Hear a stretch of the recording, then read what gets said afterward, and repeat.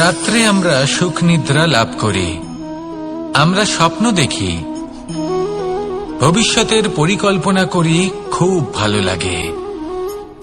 সকালে যখন চোখ খুলি নিদ্রা ভঙ্গ হয়, স্বপ্ন সেইখানেই ভেঙে যায়, আর তারপর আমরা আমাদের রোজকার জীবন যাপন করি। স্বপ্ন হয়তো মানুষ রাতের বেলায় দেখেন, কিন্তু সেটাকে সার্থক দিনের বেলাতেই করতে হয়। রাতে মধুর বাতাসের নিচে কোমল শয্যায় শুয়ে মাতার গলায় মিষ্টি গান শুনতে শুনতে নিদ্রায় আচ্ছন্ন হওয়া, স্বপ্ন দেখা, ভবিষ্যতের পরিকল্পনা করা বড়ই সরল। কিন্তু সকালবেলায় সময় মতো উঠে সূর্যের তাপ সহ্য করে, সেই উষ্ণতা সহ্য করে সর্বাঙ্গ ঘেমে গিয়ে নিজের পথ খুঁজে বের করা, সেই পথে অগ্রসর হওয়া, বাধা বিপত্তি এসবের সম্মুখীন হওয়া, আর তারপর লক্ষ্য লাভ করা, এগুলো কঠিন কাজ। এ হলো অত্যন্ত কঠিন কাজ। যদি আপনি চান যে স্বপ্ন আপনি দেখেছেন তা সত্যি হোক, তাহলে দিনের বেলায় আপনাকে বেরিয়ে কর্ম করতেই হবে, পরিশ্রম করতেই হবে। মনের এই চক্ষু দিয়ে স্বপ্ন দেখা সম্ভব, কিন্তু যদি আপনি বুঝতে পারেন যে এই স্বপ্নই হলো আপনার লক্ষ্য, তাহলে তাকে সার্থক করতে শুধুমাত্র পরিশ্রম দ্বারাই করতে হবে। তাহলে পরিশ্রম করুন আর আমার সাথে ভালোবেসে বলুন, রাধা রাধা। যত শক্তিশালী এই মন, তত শক্তিশালী এই শরীরও। এই যে আমাদের শরীর, এটা আসলে কি? এ হলো একটা রথের মতো, আর একটা রথ ততক্ষণ চলতে পারবে না যতক্ষণ না তাকে কোনো সারথি চালাবে। এই মন হলো শরীরের সারথি। এবার ভাবুন, যদি এই সারথি শক্তিহীন হয়, দুর্বল হয়, তাহলে এই রথের কি হবে? এটা উচিত পথে চলতে পারবে না, উচিত গতিতে চলতে পারবে না, মন মতো স্থানে এটা পৌঁছতেও পারবে না। সেই জন্য মনের শক্তি অত্যন্ত প্রয়োজনীয়। এবার মনের শক্তি আমরা কোথা থেকে লাভ করি? দৃঢ়তার শক্তি থেকে। এবার এই শক্তি আমরা কিভাবে বাড়াতে পারি? আমরা প্রতিদিন কিছু নতুন স্থির করি, কিছু ছোট কিছু বড়, আর যেই আমরা নতুন কিছু পূর্ণ করি, আমাদের মনের শক্তি বেড়ে যায়। আর যদি পূর্ণ না করতে পারি, মনের শক্তি কমে যায়। একটা দেওয়ালের মতো ছোট ছোট ছোট ছোট শিলা আমরা একটার পর একটা স্থাপন করে একটা দেওয়াল তৈরি করি। এতগুলো পাথর যখন একত্রিত হয়ে যায়, তখন এমন এক দেওয়াল তৈরি হয় যাকে ভাঙা প্রায় অসম্ভব হয়ে দাঁড়ায়। সেরকমই হয় মন এবং দৃঢ়তা। ছোট ছোট কাজ করে নিজের লক্ষ্য পূর্ণ করুন। এই লক্ষ্য যদি পূর্ণ হয়, তবে মনের শক্তি বাড়বে। কিছুটা এইভাবে যে যত বড়ই বিপদ আসুক না কেন, সেই বিপদ নিজে হার মেনে নেবে, কিন্তু আপনার মন ততটাই শক্তিশালী থাকবে। তাই মনের শক্তি বাড়াতে থাকুন, যাতে আপনি উচিত পথে চলতে পারেন, উচিত গতিতে চলেন, আর মনোবাঞ্ছিত স্থানে পৌঁছতে পারেন। তবেই এই মন প্রসন্ন হয়ে বলবে, রাধা রাধা। আজ আমরা দুই ধরনের ব্যক্তির বিষয়ে কথা বলবো। প্রথম জন হলেন যে প্রয়োজনের থেকে অনেক বেশি পরিমাণ ধন উপার্জন করে থাকেন। তার কাছে ততটা ধন থাকে যতটা তার প্রয়োজনও নেই, তারপরেও আরো ধন উপার্জন করতে চেষ্টা করতে থাকেন। সকল সম্ভব চেষ্টা করেন, সকল সম্ভব কর্ম করেন, তা সে উচিত কর্ম হোক বা অনুচিত, তাতে তাদের কিছুই যায় আসে না। তারা শুধুই এই সংসারের সকল সুখ ভোগ করতে চান, সকল স্বাচ্ছন্দ্য লাভ করতে চান। আজীবন তারা প্রচেষ্টাই করতে থাকেন। এবার এই করতে গিয়ে তারা ভারাক্রান্ত হয়ে সমস্যার সম্মুখীন হন। এনাদের সমগ্র জীবন এই চেষ্টাতেই চলে যায়, জীবন যাপন করার বদলে। অন্যদিকে আরেকজন ব্যক্তি, যিনি জানেন তার প্রয়োজন কতটুকু, আর শুধুমাত্র সেই পরিমাণ ধন অর্জন করেন, তার থেকে বেশি একটুও নয়। উনি যদি দুবেলা খেতে পান, মাথা গোজার ঠাঁই পেয়ে যান, সেটাই পর্যাপ্ত। তাতেই তিনি আনন্দে জীবন যাপন করেন, না কোনো বৃথা চিন্তা করেন, না কোনো বৃথা কষ্ট করেন। এবার আমি আপনাদের জিজ্ঞেস করব, এই দুই ব্যক্তির মধ্যে আপনি কোন ব্যক্তি হতে চাইবেন? বেশিরভাগ মানুষ এটাই বলবেন যে আমরা সেই দ্বিতীয় মানুষ হতে চাই যারা সন্তুষ্ট। কিন্তু যদি মন দিয়ে দেখেন, আপনিও সেই কর্মই করছেন যা প্রথম ব্যক্তি করেন। আপনারা সবসময় চেষ্টা করে চলেছেন, এটাও লাভ করতে হবে, ওটাও লাভ করতে হবে, আমার এটারও প্রয়োজন, ওটারও প্রয়োজন। আপনি অনেক কিছু লাভ করেছেন, কিন্তু প্রশ্ন এটাই যে আপনার কি সেই সবকিছুর প্রয়োজন রয়েছে?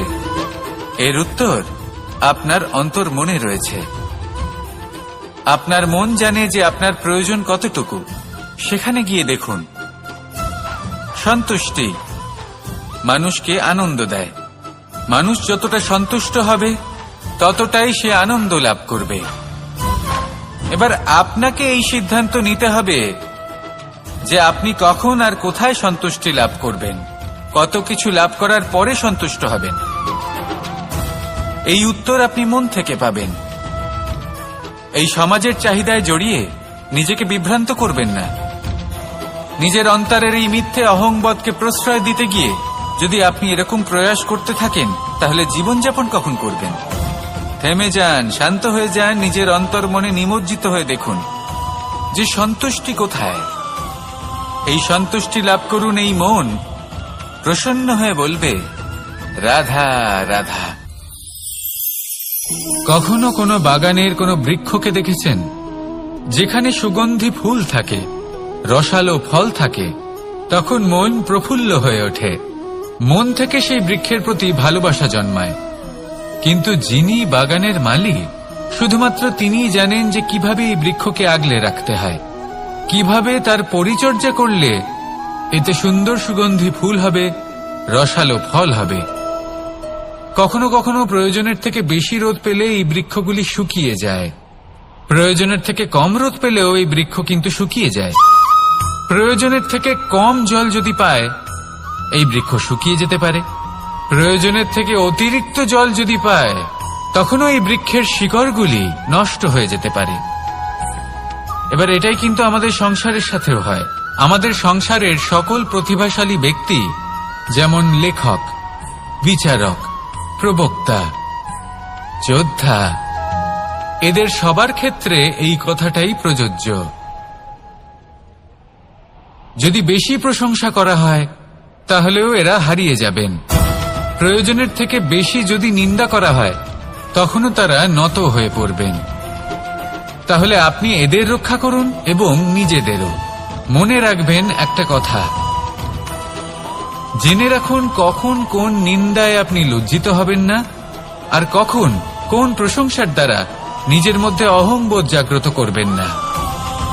এই মন সুপ্রসন্ন হয়ে বলবে, রাধা রাধা। যদি আমি কোনো বনে যাই, কোনো নির্জন বনে, সেই বনের বিষয়ে, সেই পথের বিষয়ে, গাছপালার বিষয়ে, পশুপক্ষীর বিষয়ে আমার যদি কোনো জ্ঞান না থাকে, সেই বনের ক্ষুদ্র থেকে ক্ষুদ্রতর অংশের বিষয়ে যদি আমার কোনো জ্ঞান না থাকে, তাহলে হতেই পারে সেই বনে কোথাও আমি হারিয়ে যাব। হয়তো এমনভাবে হারিয়ে যাব কোনোদিনও বাইরেই বেরোতে পারবো না। তাই সেই বনের বিষয়ে জ্ঞান লাভ করা আবশ্যক। এটাই হলো শিক্ষা। জীবনে বেশিরভাগ মানুষই কেন অসফল হন? ওনারা একটা লক্ষ্য স্থির করেন, কিন্তু সেই পথের বিষয়ে তারা পর্যাপ্ত জ্ঞান অর্জন করেন না। সেই পথে কি বিপদ আসতে পারে প্রত্যেকটা পৃষ্ঠার জ্ঞান তাদের নেই, আর সেই জন্যই তারা অসফল হন। আপনি জীবনে যখনই কোনো লক্ষ্য স্থির করবেন, কোনো লক্ষ্য সাধন করবেন, পরিকল্পনার সাথে সেই পথে অগ্রসর হন। সেই পথকে বোঝার চেষ্টা করুন, সেই পথের বিপদ সম্পর্কে জ্ঞান লাভ করুন, সবকিছু জানার চেষ্টা করুন, অজানা তথ্য আহরণ করুন, আর তারপর সেই লক্ষ্যের প্রতি নিজেকে সমর্পিত করুন। তবেই আপনি সাফল্য লাভ করবেন। আর এই মন প্রসন্ন হয়ে বলবে, রাধা রাধা। আপনি নিশ্চয়ই কখনো অনুভব করেছেন, যদি কোনো নির্মল ব্যক্তির কাছে গিয়ে বসেন, তাহলে মনে নির্মল অনুভূতি হয়, এই মন শান্ত হয়ে যায়। সেইখানেই কোনো দুশ্চরিত্র মানুষের কাছে গিয়ে বসলে এই মন বিচলিত হয়ে যায়। কারণটা কি? কারণ যে ব্যক্তি নির্মল মনের, তিনি সবার মধ্যে নির্মলতা ছড়িয়ে দেন। আমাদের অন্তরে যা থাকে আমরা সেটাই সবার মধ্যে বিতরণ করি। যদি আপনি এই সংসারে শুভ বোধ ছড়িয়ে দিতে চান, তাহলে প্রথমে শুভ গ্রহণ করুন, তা অর্জন করুন। এই সংসারে জ্ঞানের শক্তি লাভ করুন, আর সেই জ্ঞানের শক্তি সংসারে বিতরণ করুন। শান্তি এবং সন্তোষ প্রদান করুন। কারণ যেমন বীজ এই সংসারে বপন করবেন তেমনই ফল আপনি লাভ করবেন। যেমন দেবেন তেমন ফিরেও পাবেন। এই সংসারে জ্ঞান প্রদান করুন, শান্তি প্রদান করুন, সন্তুষ্টি প্রদান করুন। এই সংসারে ভালোবাসা বিতরণ করুন, আর এই প্রেম ভাব নিয়েই বলুন রাধা রাধা। এই সংসারে সবথেকে বেশি মূল্যবান কি হতে পারে? সময়। সমগ্র পৃথিবীর সমগ্র সম্পত্তি ব্যবহার করেও সময়ের একটা মুহূর্ত লাভ করা যায় না, এতটাই বেশি মূল্যবান। আর এই সময়কেই আপনি হেলায় নষ্ট করতে থাকেন, এর সদ্ব্যবহার করেন না, নিজের স্বপ্ন পূরণ করেন না। আর যখন এই সময় পার হয়ে যায় তখন মনে হয় আর তো সময় অবশিষ্ট নেই। এটা হলো অনুচিত। তাই এই সময়ের সদ্ব্যবহার করুন, শ্রেষ্ঠ কর্ম করুন, সেই সকল কর্ম করুন যা আপনি করতে চান, সেই সকল স্বপ্ন পূরণ করুন। এই সময় ব্যর্থ হতে দেবেন না। এই সময় কারোর জন্য থেমে থাকে না। আর একবার এই সময় পার হয়ে গেলে আর আপনি তার সদ্ব্যবহার না করলে এই সময়ই এসে আপনার বিনাশ ঘটাবে। এই সময়কে সম্মান করুন আর আমার সাথে ভালোবেসে বলুন রাধা রাধা। এই সংসারে দুই ধরনের মানুষ দেখা যায়, এক সরল, দুই জটিল। এবার এই যে সরল ব্যক্তি থাকে তাদের এই সমাজ দুর্বল মনে করে। এমনিতে দেখতে গেলে জলও সরল, বায়ুও সরল। ওনারা যেদিকে চাইবেন প্রবাহিত হতে পারেন, এনাদের যে আকার দেবেন সেটাই ধারণ করবেন। কিন্তু এরা বাস্তব রূপ ধারণ করলে তখন কি হয়? এই জল এমন এক ধারায় পরিণত হয় যে অনেক বড় বড় পাথরকে খণ্ডিত করে দিতে পারে। এই বায়ু এমন এক চক্রবাতে পরিণত হয় যা সংসারে বিনাশ ডেকে আনে। তাই যে ব্যক্তি সরল তার সরলতাকে সম্মান করুন, তাকে সম্মান করুন, তাকে ভালোবাসা দিন। আর আমার সাথে ভালোবেসে বলুন রাধা রাধা। খেলা খেলতে কে না ভালোবাসেন? আমরা প্রত্যেকেই যখন সময় পাই, সুযোগ পাই, তখনই আমরা কোনো খেলা খেলি। খেলার সময় দুই ধরনের মানুষ ওখানে থাকেন, এক যারা অংশগ্রহণ করেন, আর দুই যারা দেখতে থাকেন, যারা দর্শক হয়ে দেখেন, যারা নিজের পক্ষের বিজয়ের ফলে উচ্ছ্বসিত হয়ে থাকেন, পরাজয়ের ফলে শোক পালন করেন, পরামর্শ দিয়ে থাকেন। আর বিজয়ী কে হন? বিজয়ী তিনি হন যিনি অংশগ্রহণ করেন। নির্বাচন আপনাকে করতে হবে, আপনি কি করতে চান? আপনি কি খেলোয়াড় হতে চান নাকি আপনি দর্শক হতে চান? যদি আপনি বিজয়ের আনন্দ লাভ করতে চান, সেই রোমাঞ্চ অনুভব করতে চান, তাহলে খেলতে হবে, ময়দানে আপনাকে নামতেই হবে। পরাজয়ের সম্ভাবনার ভয়ের সাথে আপনাকে লড়াই করতেই হবে, বিপক্ষের আহ্বানকে স্বীকার করতেই হবে, খেলোয়াড় হয়ে উঠতে হবে। তবেই এই বিজয়ের সম্ভাবনা থাকবে। আসলে কি, দর্শক হয়ে পরামর্শ দেওয়া অত্যন্ত সহজ, ময়দানে নেমে অংশগ্রহণ করা অত্যন্ত কঠিন। আর এখানে যেটা সহজ তা আপনাকে বিজয়ের পথে কখনোই নিয়ে যাবে না। আসুন আমার সাথে ভালোবেসে বলুন রাধা রাধা। এই সংসারে মানুষ জন্মগ্রহণ করেন, বড় হতে থাকেন, পুরুষার্থ লাভ করেন, অর্জন করেন। অর্জন করা আসলে কি? বেশিরভাগ মানুষ বলেন অর্জন করা অর্থাৎ ধন সম্পত্তি অর্জন করা। আর কি অর্জন করা যায়? আর কি লাভ করা যায়? আসল প্রশ্ন হলো এটাই যে কি এমন আছে যা বাস্তব রূপে অর্জন করার যোগ্য। তা হলো ব্যবহার, জ্ঞান এবং সন্তোষ। কেন? কারণ আপনি যখন এই সংসার ছেড়ে চলে যাবেন তখন আপনার ধন সম্পত্তি আপনাকে বিদায় জানাতে আসবে না। আপনাকে বিদায় জানাতে আসবে আপনার আপনজন, যাদের সাথে আপনার সুসম্পর্ক ছিল। সমগ্র সংসারে সহস্র মানুষ ধন অর্জন করে থাকেন। শ্রেষ্ঠ মানুষ হলেন তিনি যিনি ব্যবহার, জ্ঞান এবং সন্তোষ অর্জন করে থাকেন, একে সকলের মধ্যে বিতরণ করেন। তাই এটাই করুন আর আমার সাথে ভালোবেসে বলুন রাধা রাধা। এই সংসারের আরম্ভ থেকে এখনো পর্যন্ত এবং ভবিষ্যতেও একটা যুদ্ধ আছে যা হয়ে চলেছে, চলতেই থাকবে। পাপ এবং পুণ্যের মধ্যে যুদ্ধ, সত্য এবং অসত্যের মধ্যে যুদ্ধ। এই যুদ্ধ চলেই আসছে, আর এই যুদ্ধে যারা লড়েন তাদের আমরা সবসময় জয় জয়কার করি। আর যারা এই জয় জয়কার করেন তাদের প্রত্যেকের একটা বিশেষ গুরুত্ব থাকে। যখনই কোনো যোদ্ধা যুদ্ধক্ষেত্রে ক্লান্ত হয়ে পড়ে, শক্তিহীন হয়ে পড়ে, তখন এরা জয় জয়কার করে, শঙ্খ বাজাতে থাকে, সেই যোদ্ধাকে অনুপ্রেরিত করে, শক্তি এবং সাহসে ভরিয়ে তোলে। আর তখন সেই যোদ্ধা সেই যুদ্ধকে এগিয়ে নিয়ে যেতে পারে। যখন শ্রীরাম লঙ্কা যাত্রা করার জন্য সেতু তৈরি করছিলেন, তখন একটা ছোট্ট মিষ্টি কাঠবিড়ালি নিজের মুখে মাটির টুকরো বয়ে নিয়ে গিয়ে তার সাধ্যমতো তাকে সাহায্য করছিল। শ্রীরাম দেখলেন এবং বললেন যে ও তো সবার মনোবল বৃদ্ধি করছে, সবাইকে প্রেরিত করছে। ও বলল যে আমি এত ছোট হয়েও যদি এই কাজ করতে পারি, তাহলে আপনারা সবাই কেন পারবেন না? এটাই হলো সেই সকলের মাহাত্ম্য, যারা জয় জয়কার করেন, অনুপ্রেরিত করেন, সাহস যোগান। ওনারা সেই ব্যক্তি যারা একজন যোদ্ধার মধ্যে যুদ্ধকে জয় করার শক্তি প্রদান করেন। আসুন আমার সাথে ভালোবেসে বলুন, রাধা রাধা। সংসারে আমাদের জীবনে যখন কোনো সুখ বা দুঃখ আসে, তার জন্য আমরা কাউকে না কাউকে অবশ্যই দায়ী করে থাকি, তাই না? এই ব্যক্তি আমাদের সাথে এরকম কাজ করেছেন, তাই আমার সাথে এমন হলো। ওই ব্যক্তি যদি এমনটা না করতেন, তাহলে আজ আমি ওই স্থানে পৌঁছতে পারতাম। সবই আপনার দৃষ্টিভঙ্গির ওপর নির্ভরশীল, আর যদি আপনার দৃষ্টিভঙ্গি এমন হয়, তাহলে তা অনুচিত। সত্যি কথা বলতে এই সংসারে ভিন্ন ভিন্ন ধরনের মানুষ আছে। এটা আপনার উপর নির্ভর করছে কিভাবে তাদের স্বাগত জানাবেন। একবার ভাবুন, আমি আমার দুটো হাত সামনে নিয়ে এলাম, দুটো মুঠো খুলে দিলাম।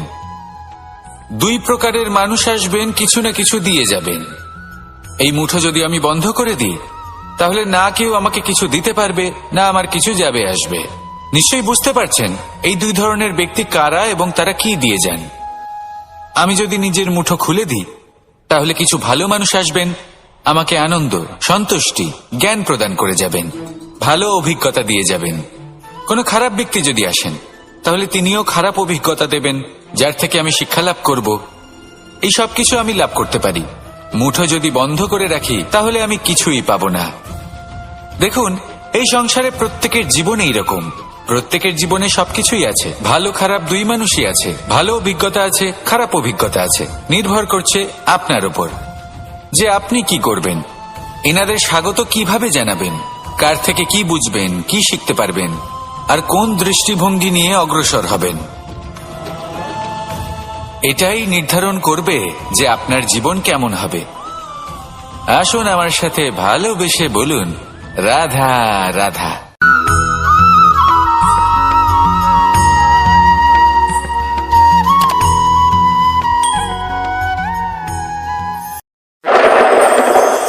আমি দ্বারকাধীশ এবং আমার সভাতে বিভিন্ন সময় বিভিন্ন ধরনের মানুষ আসেন, নিজেদের দাবি নিয়ে, নিজেদের ইচ্ছে নিয়ে। কখনো কেউ ভোজন চান, আবার কখনো কেউ ওষুধ, কখনো কেউ বস্তু চান, কেউ আবার চান বস্ত্র। কারোর জ্ঞান চাই, কারোর ধন চাই, আবার কারোর বাসস্থান।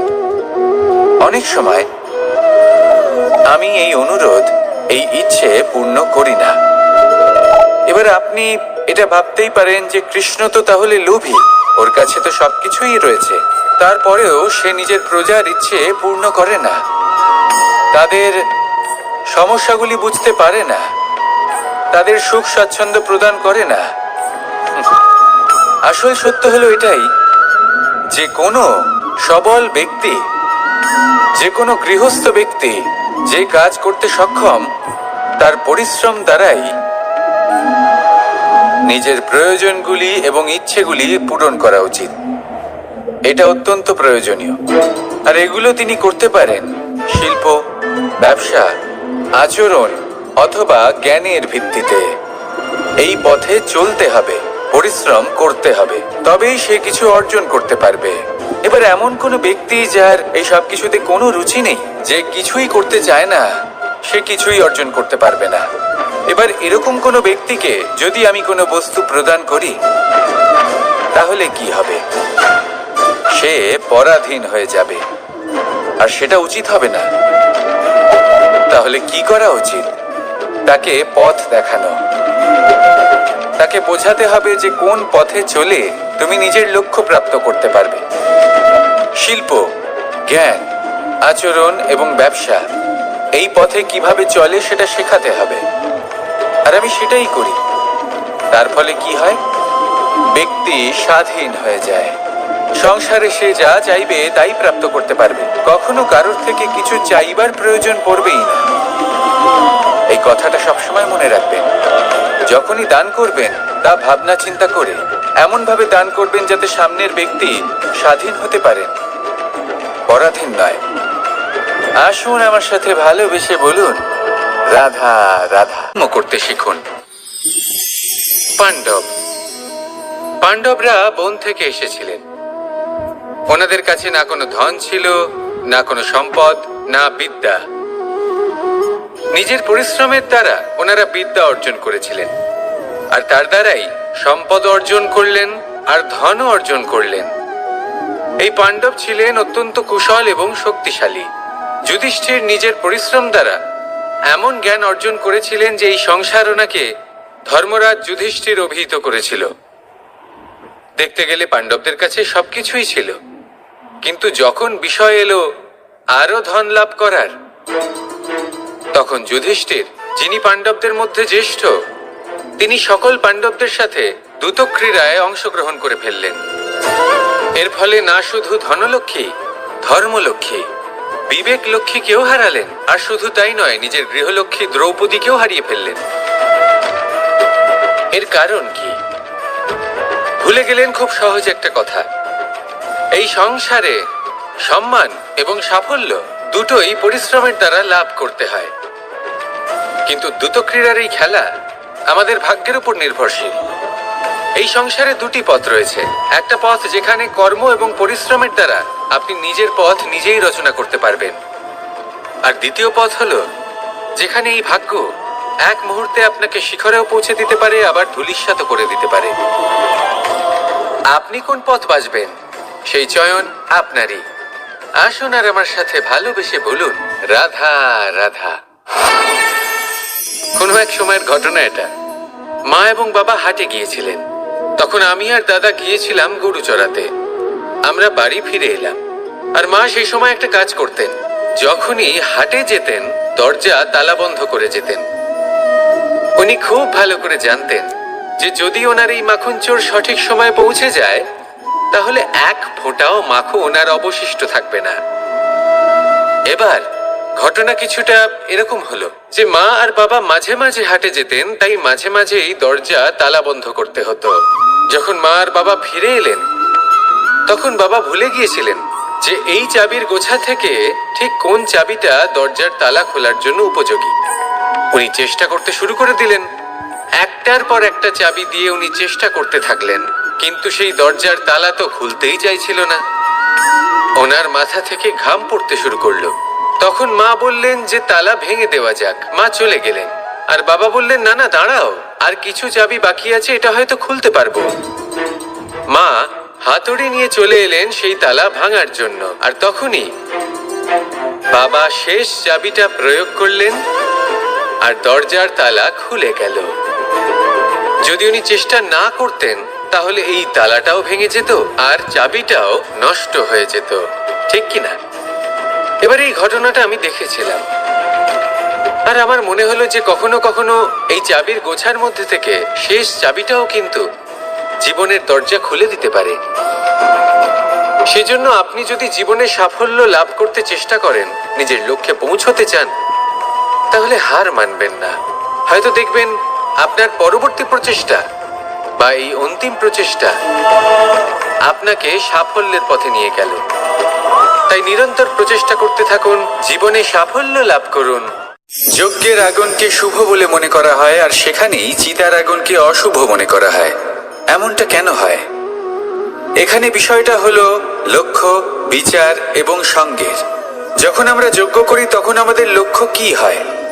পরিবেশকে আরো পবিত্র করে তোলা, ইতিবাচক করে তোলা। আমাদের লক্ষ্য শুভ হয়।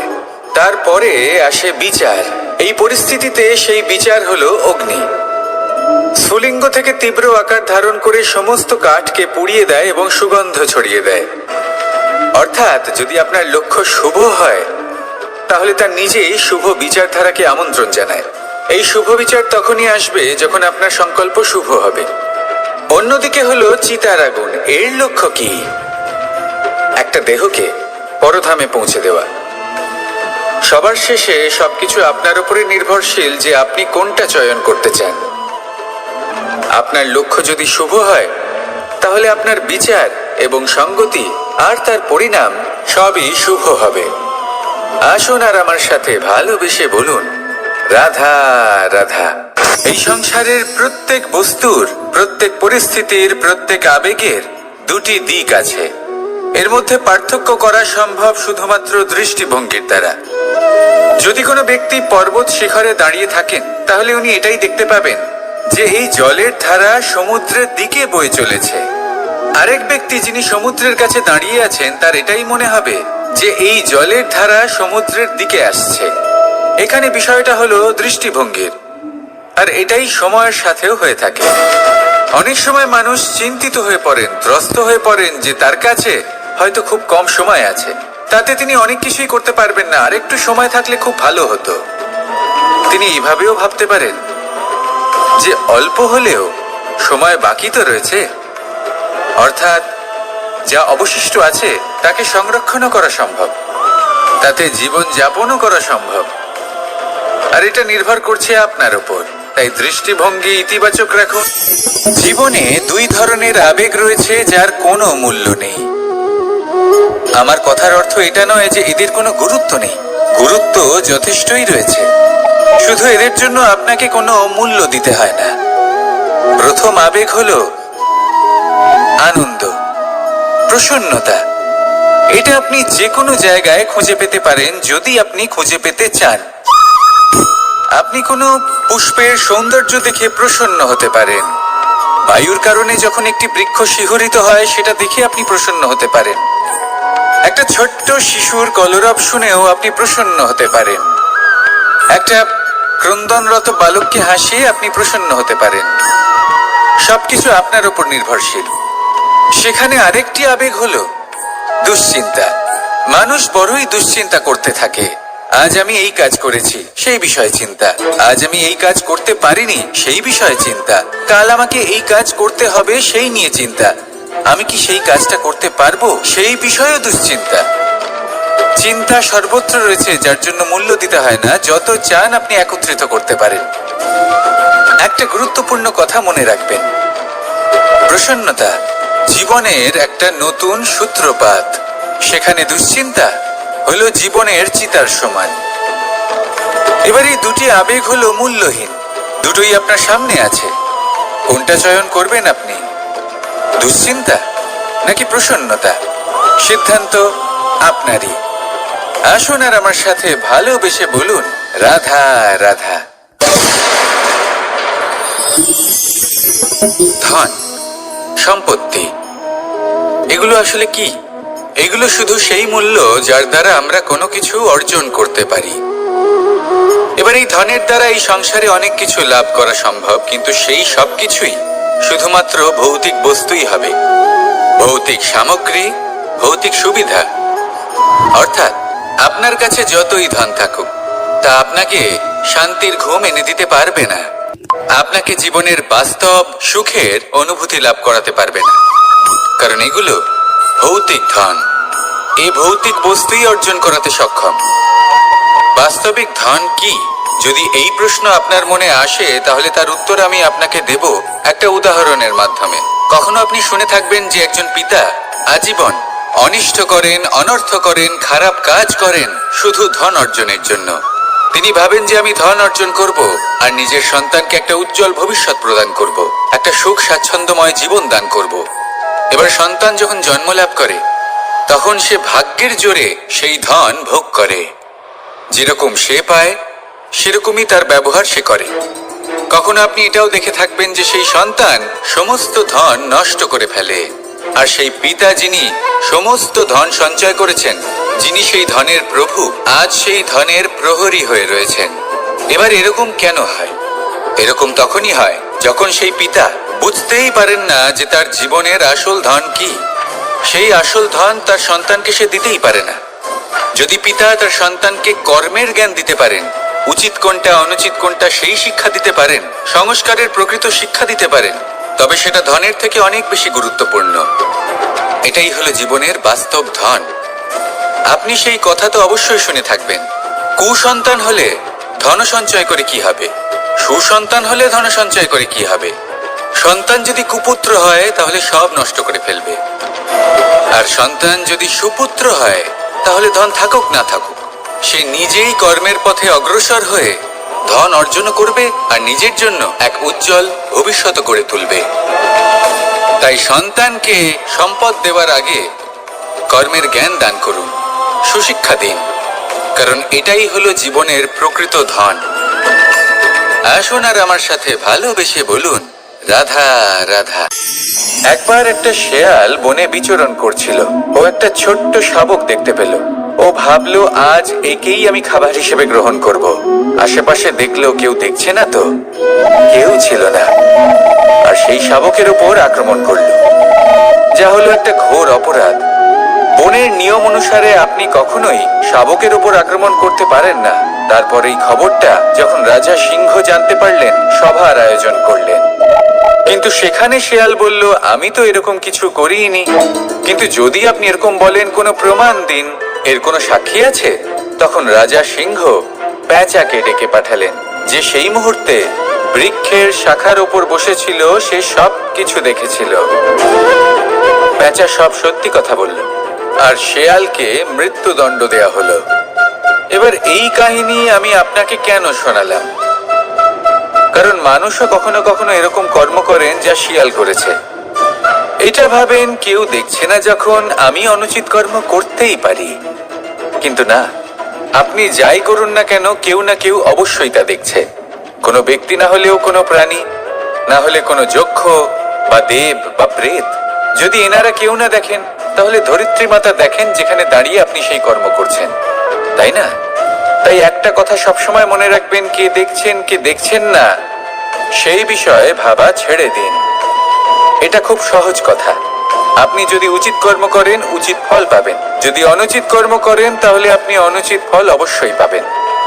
সেই জন্য উচিত পথে চলতে থাকুন, উচিত কর্ম করতে থাকুন, আর আমার সাথে ভালোবেসে বলুন, রাধা রাধা। আমরা সবাই জীবনে নিজের জন্য সবচেয়ে ভালোটাই চাই, সবচেয়ে ভালো সুবিধে পেতে চাই, সবচেয়ে বেশি সম্মান পেতে চাই। কিন্তু সবার পক্ষে এই সব পাওয়া কি সম্ভব? হ্যাঁ, নিশ্চয়ই। শুধু একমাত্র বাধা সময়। আমাদের জীবনের কোনো স্থায়িত্ব নেই। তাই যদি সময়ের সদ্ব্যবহার করেন, তাহলে একটু সুবিধে হতে পারে। এবারে দেখুন, যাদের সবসময় স্বপ্ন দেখতে ভালো লাগে, তার জন্য রাত্রি কম পড়ে যায়। আর যারা স্বপ্ন পূরণ করতে চান, তাদের জন্য দিন কম পড়ে যায়। যারা সম্মান পেতে চান, তাদের জন্য সব সময় পরোপকার কম পড়ে যায়। আর যারা জ্ঞান অর্জন করতে চান, তাদের জন্য মনোসংযোগ। জীবনে যদি নিজের লক্ষ্যে পৌঁছতে চান, তবে সময়ের বিভাজন আপনাকে ঠিক করতেই হবে। মনে রাখবেন, রাধা রাধা। লোকে বলে জীবনে মেলামেশা করা অত্যন্ত আবশ্যক। এতে সম্পর্কের আধারও হয়, আবার ব্যবসাও চলে। কিন্তু সবচেয়ে বেশি গুরুত্বপূর্ণ হলো ব্যবহার। তাই এই বিষয়ে ভাবুন, আপনার জীবনে কে আপনার সাথে মেলামেশা করবে তা নিশ্চিত করে সময়। আপনি আপনার জীবনে কার সাথে মেলামেশা করবেন তা নিশ্চিত করবে আপনার হৃদয়।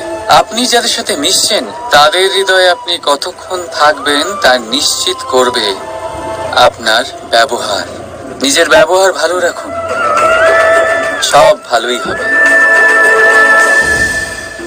রাধা রাধা। এই ফুল দেখতে পাচ্ছেন আপনি? এটা সেই ফুল যার জীবন এই ডালে শুরু হয়েছিল। দর্শকদের চোখে প্রশংসা দেখল সে। মধুর লোভে মৌমাছিরা এলো, আর তারপর ডাল থেকে ভেঙে নিচে পড়ে গেল সে। কেন? নিয়তি এরকম কেন করলো ভাবুন। কারণ এই ডালেই ফুল হয়ে থাকাটা, এই ফুলের জীবনের লক্ষ্য কখনোই ছিল না। এবার এই ফুল হয় দেবতাদের সজ্জায় ব্যবহৃত হবে, নয় কোনো কন্যার গয়নায় গাঁথা হবে, আর নয় কারোর প্রেম প্রদর্শনের মাধ্যম হবে। দেখুন, জীবনে নিজের লক্ষ্যে পৌঁছতে হলে যাত্রাকে ভয় পেলে চলবে না। নিজের অস্তিত্ব তৈরি করতে হলে তাদের ছায়া থেকে আপনাদের দূরে যেতেই হবে যারা আপনাকে অস্তিত্ব প্রদান করেছেন। এটাই জীবনের নিরন্তর সত্য। রাধা রাধা। আমাদের সকলের জীবনে কখনো না কখনো পাথর দ্বারা আঘাত লাগেই, আর এই সংসারও আমাদের ওপরে কখনো না কখনো পাথর বর্ষণ করে। কখনো আমাদের খারাপ ভেবে, আর কখনো আমাদের অসফল ভেবে, কখনো আমাদের বুদ্ধিহীন ভেবে। কারণ অনেক আছে, কিন্তু এই পাথর দ্বারা আমরা আঘাত পাবো কি পাবো না তা সম্পূর্ণ আমাদের হাতে। হয় আপনি এই পাথরের আঘাত পেয়ে চোখের জলে ডুবে থাকতে পারেন, আর নয়তো যদি আপনি চান তাহলে এই পাথর দিয়ে সেতু বানিয়ে সকল সমস্যার সাগর অতিক্রম করতে পারেন। সিদ্ধান্ত আপনার। এই পাথর, এ হলো প্রতীক আমাদের নিন্দার, আমাদের আলোচনার। যে এই আলোচনা নাকারাত্মক ভাবে দেখবে সে শুধুমাত্র কষ্টই পাবে, আর যে এই আলোচনাকে নিজের বিকাশের আধার বানাবে সেই সাফল্যের চূড়ায় পৌঁছবে। তাই মনে রাখবেন, আলোচনা আপনার শত্রু নয়, আপনার সবচেয়ে বড় মিত্র। রাধা রাধা। মিষ্টি জল সবার পছন্দ, কিন্তু নোনতা জল কেউ পছন্দ করে না। এইবার ভাবার বিষয় হলো মুক্ত, যা সমুদ্রের গহ্বরেই তৈরি হয়। নোনতা জলের মধ্যে থেকেই প্রতি মুহূর্তে অন্য প্রাণীদের থেকে বেঁচে নিজের অস্তিত্বকে বাজি রেখে ঝিনুক মুক্ত প্রদান করে থাকে। কখনো ভেবেছেন কেন? কারণ সংকটের সম্মুখীন না হয়ে, চরম পরিস্থিতির সাথে না জড়িয়ে আপনার কখনোই সুখ প্রাপ্তি হবে না। তাই নির্ভীক হয়ে সংকটের সম্মুখীন হন, আর আমার সাথে ভালোবেসে বলুন রাধা রাধা। আমরা সকলেই সময়ের গুরুত্ব বুঝি। সময় আমাদের তৈরি করে, আর সময়ই আমাদের নষ্ট করে দেয়। কখনো ভালো সময় আসে, আর কখনো ভীষণ খারাপ সময় আসে। তবে আশ্চর্যের বিষয় এটাই যে সব জেনেও আমরা সময় নষ্ট করি। মনে রাখবেন, সময় শুধু বয়ে যায়, কখনো ফিরে আসে না। তাই ভালো সময় আসার অপেক্ষায় সময় নষ্ট করবেন না। যাই করবেন আজ, এক্ষুনি, এই মুহূর্তে শুরু করুন। তা সেটা কাউকে আনন্দ দেওয়াই হোক, বা নিজেকে বদলানোর চেষ্টা করা হোক, যাই হোক না কেন, বিলম্ব করবেন না। কারণ সময় শুধুমাত্র তাকেই সঙ্গ দেয় যে সর্বদা সময়কে সম্মান করে। রাধা রাধা। কোথায় আছে সবকিছু সীমা থাকে, মুশকিলের, কষ্টের, সংকটের, অন্ধকারের। যার কোনো সীমা নেই তা হলো কেবলমাত্র কঠোর পরিশ্রমের। আপনি নিশ্চয়ই দেখেছেন, রাত্রি যতই অন্ধকারময় হোক, তারারা পরিশ্রম করে তার সাথে লড়তে থাকে, আর অবশেষে সকাল হয়েই যায়। ঝড়ে পাখিদের বাসা ছিন্ন বিচ্ছিন্ন হয়ে যায়, কিন্তু পাখিরা নিজের পরিশ্রম দ্বারা তা আবার বানিয়ে নেয়। কারণ যা সীমিত তাকে অসীমের কাছে হারতে হয়, আর পরিশ্রম অসীম। রাধা রাধা। প্রবাহিত নদী কত সুন্দর হয়, বলিষ্ঠ হয়, যেদিক দিয়ে বয়ে যায় সেখানে এক নতুন জীবন প্রদান করে, ধরণীকে উর্বর করে, আকাল দূরে রাখে। আর হয়তো এই জন্যই নদীকে মায়ের মতো পুজো করা হয়। কিন্তু আপনি কি কখনো ভেবে দেখেছেন যে নদীর জন্ম কি করে হয়? এ কি শুরু থেকেই এমন বিশাল আর খরস্রোতা হয়? না, বৃষ্টির ছোট ছোট ফোঁটা একসাথে সম্মিলিত হয়ে এক সূক্ষ্ম ধারা তৈরি করে। আর সেই ধারাগুলি পর্বতের বরফ কেটে তাদেরকে গলিয়ে জলপ্রপাত হয়ে ঝরে পড়ে পাথরের সাথে ধাক্কা খেয়ে তারপরেই সে নদী হয়ে ওঠে। ঠিক সেইভাবেই এত সহজে কেউ মহান হয়ে ওঠে না। ছোট ছোট চেষ্টা মিলে এক বিশাল ব্যক্তিত্ব তৈরি করে। তাই জীবনে সর্বদাই চেষ্টা করতে থাকুন। অস্তিত্ব নিজে থেকেই প্রকাশ পাবে। রাধা রাধা। কখনো কখনো আমরা নিজের মা বাবার ওপর কতটা রেগে যাই, মনে করি ওনাদের মন আমাদের দিকেই নেই। আমরা ভাবি ওনাদের কাছে আমাদের কোনো অস্তিত্বই নেই, আর তাই আমরা রেগে যাই। কিন্তু আপনি কি কখনো এমন অনুভব করেছেন যে আমাদের চোখ দিয়ে আমরা আমাদের নাক কখনো দেখতেই পাই না, কারণ তা চোখের ভীষণই কাছে থাকে, দুই চোখের মাঝখানে। কিন্তু যখন কেউ মুখে আঘাত করে, হাত সর্বপ্রথম নাককেই সুরক্ষিত করার চেষ্টা করে। মাতা পিতাও অনেকটা এরকমই হয়। আপনার ভালোর জন্য, আপনার সুরক্ষার জন্য তারা সবসময় তৈরি। তাই তাদের প্রেমকে কখনো সন্দেহ করবেন না। আবশ্যক নয় তাদের প্রেম আপনি সবসময় স্পষ্টভাবে দেখতে পাবেন, কারণ এই এক এমন প্রেম যা সর্বদাই আপনার সাথে ঢাল হয়ে আপনার রক্ষা করতে থাকবে। রাধা রাধা। বাবুল গাছ কত বিশাল আকার হয়, পিপুল গাছও বিশাল আকার হয়। কিন্তু আপনি কি কখনো ভেবে দেখেছেন যে কেন বাবুল গাছ কেটে তা ব্যবহার করা হয়, আর কেনই বা পিপুল গাছকে পুজো করা হয়? এই জন্যই, কারণ পিপুল গাছ তার নিচে বসে থাকা পথিককে ছায়া প্রদান করে, নিজের ডালে অসংখ্য পাখিদের আশ্রয় দিয়ে থাকে, কাউকে কাঁটা ফুটিয়ে দূরে সরায় না, বরং তাকে শীতল ছায়া দিয়ে তার ক্লান্তি দূর করে। এই সংসারে যদি আপনি সম্মান পেতে চান, তবে পিপুল গাছের মতোই হতে হবে। কিছু দিতে শিখুন, আনন্দ, সুখ, শীতলতা দান করতে শিখুন। আর কাঁটার মতন কাউকে কখনো কষ্ট দেবেন না। সম্মান স্বয়ং হেঁটে আপনার কাছে আসবে। আর মন প্রসন্ন হয়ে বলবে, রাধা রাধা। শক্তি অর্জন করা এতটা কঠিন নয় যতটা শক্তি লাভ করার পরে সেই শক্তি সামলানো কঠিন হয়। কারণ যেই মানুষ শক্তি লাভ করে তার মনে গর্ববোধ জন্মায়, জন্মায় অহংকার, জন্মায় জেদ। তাই শক্তি প্রাপ্ত করার সাথে বিনম্র থাকাও অত্যন্ত আবশ্যক। আর এটা আমাদের শেখা উচিত বৃক্ষের থেকে। বৃক্ষ যা আমাদের ফল দেয়, বৃক্ষ যা যত ফল দেয় ততটাই ঝুঁকে যায়। আমরা পাথর মারি ওই বৃক্ষের থেকে ফল প্রাপ্ত করার জন্য। সেই পাথরের মার সহ্য করেও বৃক্ষ আমাদের ফল দেয়।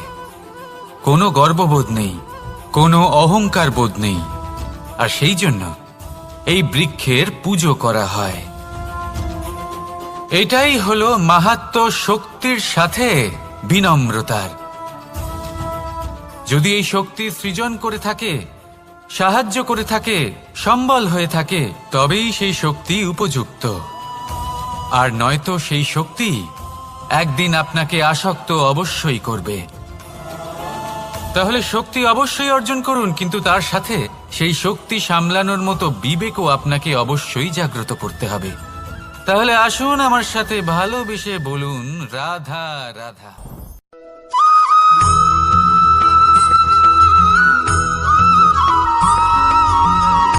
কথায় আছে অন্ধকারে প্রদীপ প্রজ্বলিত করলে চতুর্দিক আলোকিত হয়, কিন্তু যদি এই প্রদীপ আমি সূর্যের আলোর সম্মুখে সকালবেলায় প্রজ্বলিত করে রেখে দিই, তাহলে কি হবে? আপনি বলবেন যে এটা করে তো কোনো লাভই হলো না। সূর্যের প্রকাশের সামনে এই প্রদীপ আসলে কিছুই নয়। এবার এই চিন্তা ভাবনা প্রত্যেক দিন করতে হবে, আর একটা অমূল্য শিক্ষা পেতে হবে। মনে করুন যে আপনি মহাপুরুষের সামনে বসে আছেন, কোনো মহাজ্ঞানীর সামনে, তাহলে সেই ব্যক্তির সামনে নিজের জ্ঞানের প্রদীপ প্রজ্বলিত করবেন না, নীরব থাকুন আর সেই ব্যক্তির সূর্যের প্রকাশের মতো জ্ঞান প্রাপ্ত করুন। যতটা পারবেন জ্ঞান লাভ করুন। যদি এমন কোনো সময় এমন কোনো স্থানে আপনি আছেন যেখানে চতুর্দিক অন্ধকার, কারোর কাছেই জ্ঞান নেই, সেখানে নিজের জ্ঞানের প্রদীপ প্রজ্বলিত করুন। এমন করলে দুদিক থেকেই আপনার লাভ হবে। আপনার জ্ঞান প্রাপ্তিও হবে আর জ্ঞানের সঠিক প্রয়োগও করতে পারবেন। আর এই মন প্রসন্ন হয়ে বলবে, রাধা রাধা।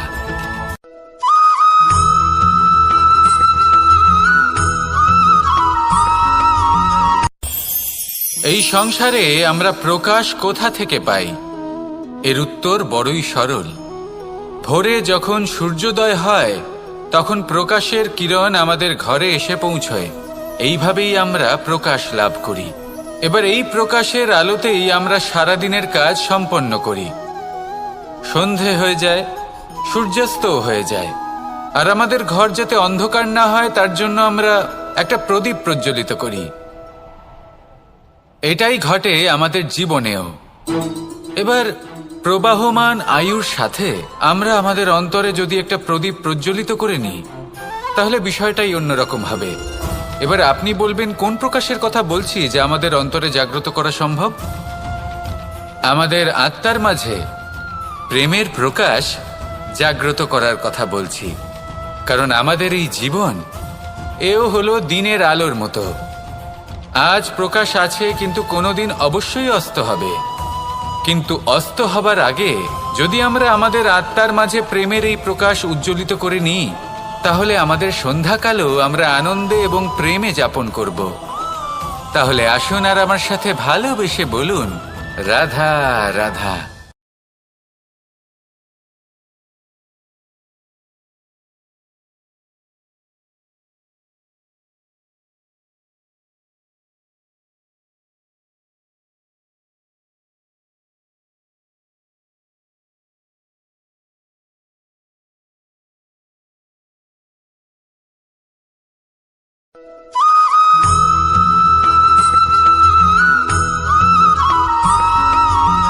কথায় আছে যে এমন কোনো অক্ষর নেই যার দ্বারা কোনো মন্ত্র হয় না। এমন কোনো বনস্পতি নেই যা নিজেই একটা ঔষধি নয়। পৃথিবীর এমন কোনো ব্যক্তি নেই যার মধ্যে কোনো যোগ্যতা থাকে না। শুধু প্রয়োজন হলো যে ব্যক্তিকে আমরা খুঁজে চলেছি তাকে সঠিকভাবে চিনে নেওয়া। যদি তার যোগ্যতা, তার বিশেষত্ব আমরা বুঝতেই না পারি, তাহলে আর লাভ কি রইল?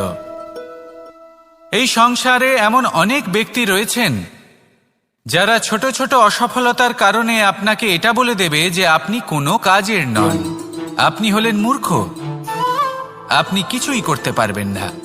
এইসব কথায় কখনোই বিশ্বাস করবেন না, কারণ আপনি এবং প্রত্যেকটি জীব এই পরমাত্মা এবং এই প্রকৃতির সৃষ্টি, যা অত্যন্ত বিশেষ। যদি আপনাকে উদাহরণ দিই, তাহলে একদিকে আছে তরোয়াল, একটা বড় লম্বা তরোয়াল যার দ্বারা যুদ্ধ করা যায়, জয়লাভ করা যায়। আর অন্যদিকে রয়েছে একটা ছোট্ট সূচ, কিন্তু যে কাজ একটা ছোট্ট সূচ করতে পারে তা একটা তরোয়াল দ্বারা সম্ভব নয়। এর অর্থ হলো এটাই যে প্রত্যেকটা রচনা অত্যন্ত অমূল্য এবং অত্যন্ত বিশেষ হয়। তাহলে বিশ্বাস রাখুন যে আপনি অত্যন্ত বিশেষ একজন, আর প্রেমের সাথে বলুন, রাধা রাধা।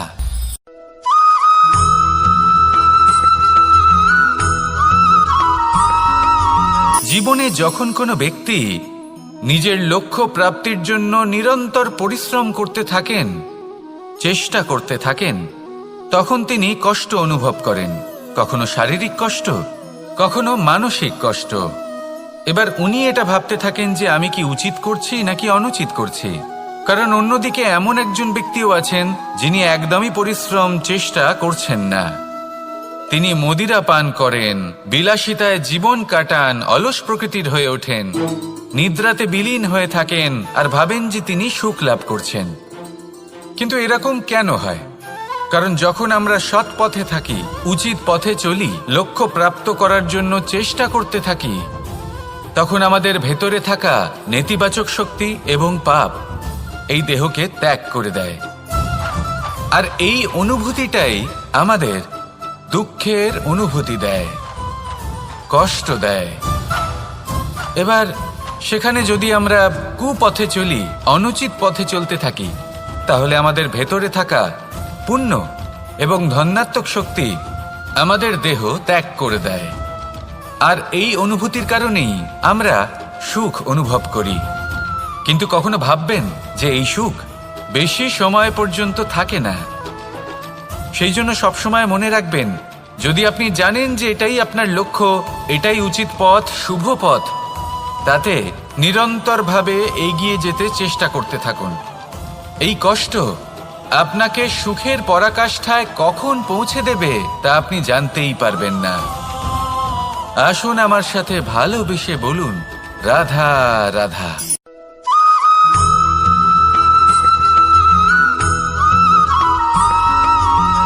এই দড়িটা দেখুন, ছোট ছোট রেশম দ্বারা তৈরি, এটা সরু সুতো দ্বারা তৈরি হয়েছে এটা, আর এ অত্যন্ত কোমলও বটে। আর আপনি চাইলে এটা সোজাও করে দিতে পারেন, আর চাইলে এটা বেঁকিয়েও দিতে পারেন, আর যদি চান তাহলে এটা গোল গোল করে বেঁধে কোথাও রেখেও দিতে পারেন। এবার এই কোমল দড়ি যদি কোনো নিষ্ঠুর কঠিন পাথরে বারংবার জড়িয়ে দেওয়া হয়, তাহলেও তাকেও কাটতে পারে, নিজের ছাপ ছেড়ে যেতে পারে, সেটার আকারও বদলে ফেলতে পারে। এবার এর কারণ কি? এর কারণ হলো অভ্যাস আর নিরন্তর প্রচেষ্টা।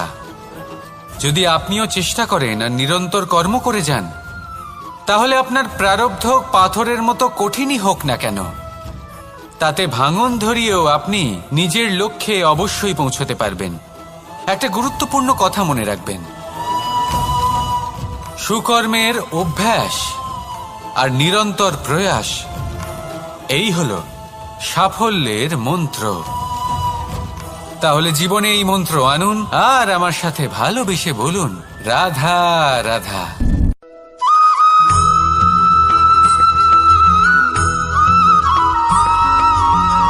এই সংসারে কোনো বস্তু হোক বা ব্যক্তি হোক, তার একার গুরুত্ব কিন্তু খুব বেশি নয়। একটা উদাহরণ হিসেবে বৃষ্টির ফোঁটাকে ভেবে দেখুন।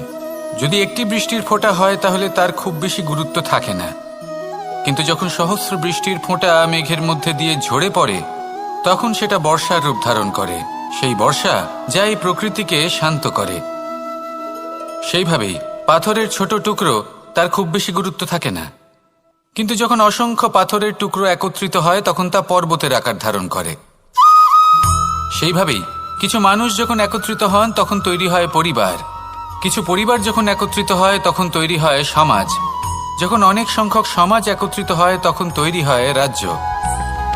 এবার এই রাজ্যের সবথেকে গুরুত্বপূর্ণ ব্যক্তি হতে পারেন রাজা, কিন্তু তাও সেই রাজা একা কিছু করতে পারেন না। যুদ্ধ লড়ার সময় তারও নিজের সৈন্যদলকে প্রয়োজন পড়ে। কিন্তু এই সংসারে এমন একজন ব্যক্তি আছেন যিনি একাই সব কাজ করতে থাকেন, এবং সেই ব্যক্তি হলেন মা। আমাদের জীবনে একজন পিতার ভূমিকা কিন্তু নিঃসন্দেহে অমূল্য, কিন্তু আমাদের সকলের জীবনে যে ভূমিকা একজন মায়ের তা অন্য কারোর থাকে না। একজন মা একাই সন্তানকে বড় করতে পারেন, সংস্কারী করে তুলতে পারেন, তার জন্য পরিশ্রম করেন। আর এত কিছু কাজ করার পরেও তার কাজের জন্য তিনি প্রশংসা অবশ্য পান না, উল্টে যদি সেই সন্তান অনুচিত পথে চালিত হয়, অনুচিত কর্ম করে, তখন সেই মাকেই অপবাদের পাত্র হয়ে উঠতে হয়। আমাদের জীবনে মায়ের যোগদান কতটা সেটা বুঝুন। আপনাকে বড় করে তোলার জন্য উনি কতটা পরিশ্রম করেছেন সেটা বুঝুন। আজ থেকে, এখন থেকে, এই মুহূর্ত থেকে মাকে সম্মান করতে শিখুন। যখন সময় পাবেন, যখন সুযোগ হবে, তখন তার প্রশংসা করুন। ওনারও ভালো লাগবে। আর মায়ের এই মমতার জন্য, তার এই ভূমিকার জন্য আসুন সবাই মিলে আমরা তাকে প্রণাম করি, আর সকলে মিলে ভালোবেসে বলি, রাধা রাধা।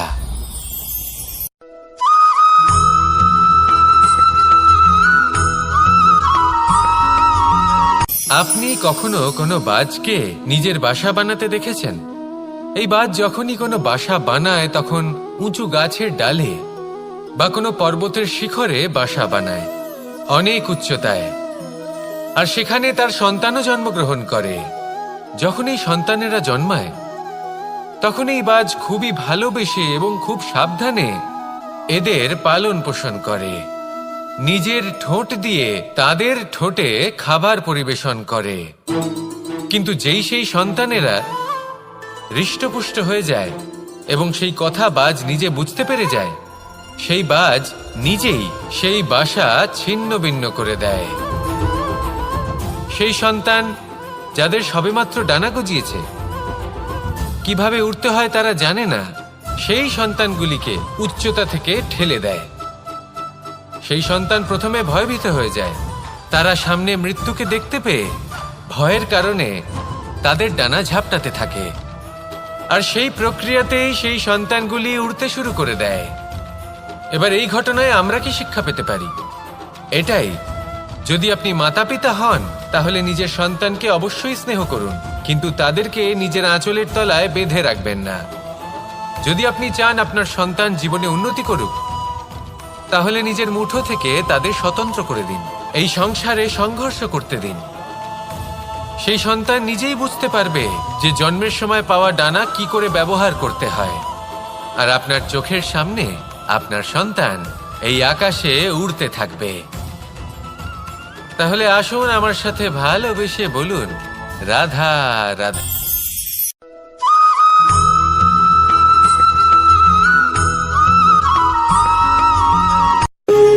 যখন মানুষের মৃত্যু হয় তখন কি হয়? অনেক সংখ্যক মানুষ শোক পালন করতে চলে আসেন। যে ব্যক্তি মৃত্যু লাভ করেছেন তার অনেক বস্তু থাকে যেগুলো তার প্রিয়, যেগুলো তিনি ব্যবহার করেছেন। তার শয্যা, তার বস্ত্র, তার আভূষণ সবকিছু তার থেকে বিচ্ছিন্ন করা হয় এবং খালি হাতে তাকে শ্মশানের উদ্দেশ্যে রওনা করা হয়।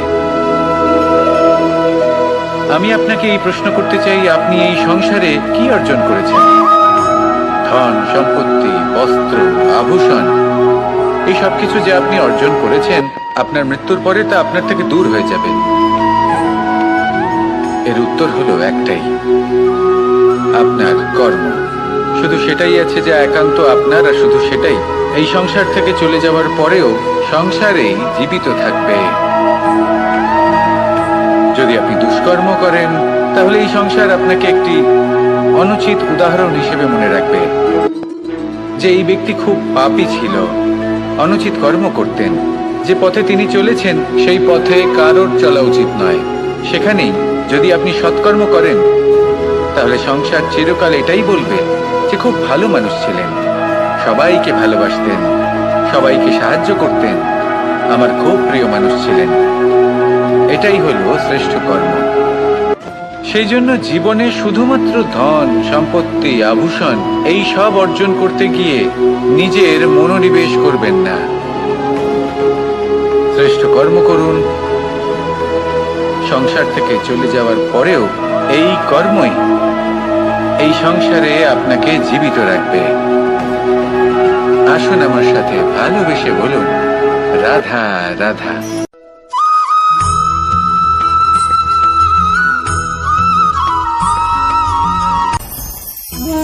ভোজন, এবার ভোজন সংগ্রহ করার জন্য মানুষ কি না করেন, সবসময় চেষ্টা করতে থাকেন। ফসল উৎপাদনের জন্য অনেক পরিশ্রম করতে থাকেন, কিন্তু অনেক সময় অনেক পরিশ্রম করার পরেও ফসল ভালো উৎপাদন হয় না। এর কারণ কি? কারণ হলো এটাই যে আপনি পরিশ্রম হয়তো অনেক করেছেন, কিন্তু আপনার নজর তো সেই বীজের দিকে ছিলই না যা আপনি রোপণ করেছেন। সেই জন্য সবসময় কোনো বীজ রোপণ করার আগে তাকে পরখ করে দেখুন, তা অত্যন্ত আবশ্যক। আর সেইভাবেই যখনই কোনো কর্মের প্রশ্ন আসে, তাহলে সেখানে শুধুমাত্র পরিশ্রম যথেষ্ট নয়। সেই কাজের প্রতি আপনার কর্তব্য কি, আপনার উদ্দেশ্য কি, সেটা জানা হলো অত্যন্ত গুরুত্বপূর্ণ। তাই কর্ম করুন, কিন্তু সেই কর্মের প্রতি আপনার যা উদ্দেশ্য তার মাহাত্ম্য বুঝতে চেষ্টা করুন। তাহলে আসুন আমার সাথে ভালোবেসে বলুন, রাধা রাধা।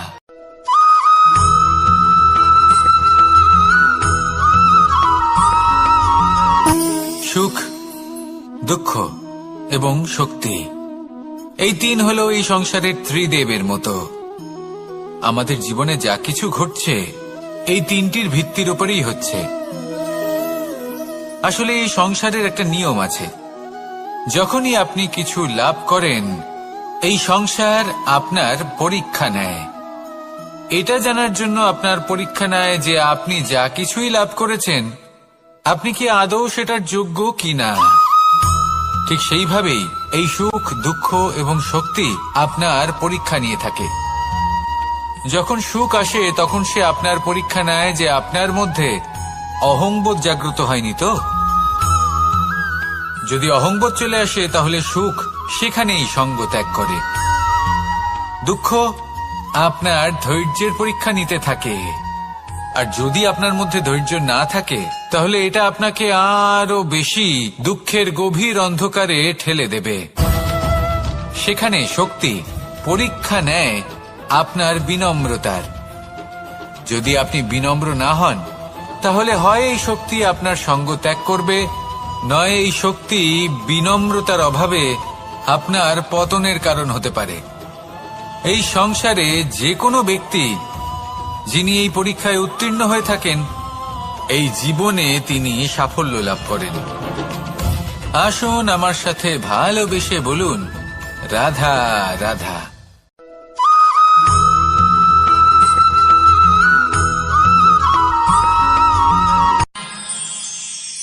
আমরা সবাই সূর্যকে সম্মান কেন করি? কারণ আমরা জানি যে সন্ধেবেলা যখন সূর্যাস্ত হবে তখন শুধুমাত্র অন্ধকার বাকি থাকবে।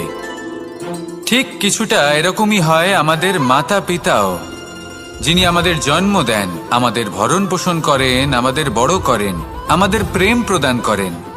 কখনো কখনো তাদের মুখ থেকে কটু কথা নিঃসৃত হয়, আমাদের দুঃখ হয়, কিন্তু তখন আমাদের এটা বোঝা উচিত এগুলি নিঃসৃত হচ্ছে আমাদেরই মঙ্গলের জন্য।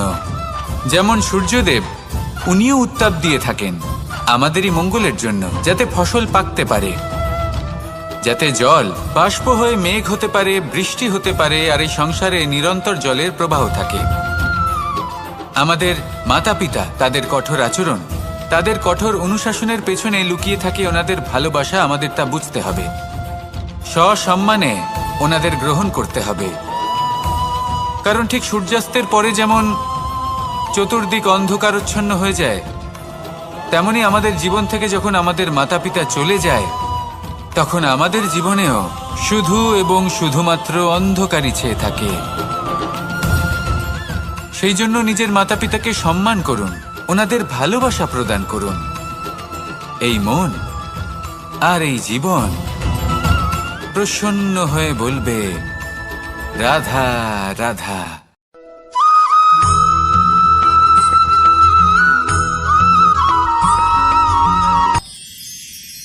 মানুষ তার জীবনে দুই ধরনের পরিস্থিতিকে খুব ভয় পায়। এক, কোনো কারণবশত কারোর সামনে নত হওয়া। দুই, কোনো কারণে নিজের চরিত্র থেকে, নিজের মূল্যবোধ থেকে বিচ্যুত হওয়া। এবার কেন হয় এরকম যে কথায় কথায় কারোর সামনে নত হতে হয়? কেন বারংবার নিজের চরিত্র থেকে চ্যুত হতে হয়। এরকম কেন হয়? এটা তখনই হয় যখন আমাদের শিক্ষা এবং মূল্যবোধের অভাব থাকে।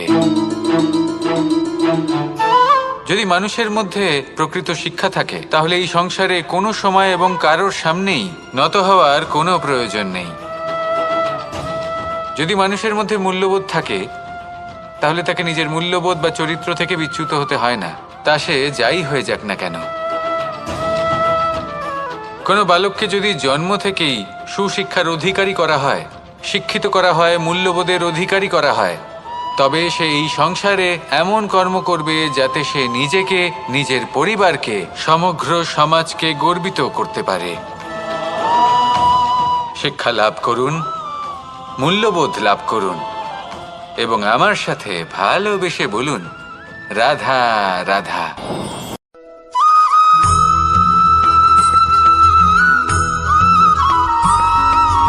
কথায় আছে, প্রত্যেক পুত্র তার পিতার প্রতিচ্ছবি হয়, আর সমস্ত প্রতিচ্ছবি চায় যেন সে তার অস্তিত্ব প্রাপ্ত করতে পারে।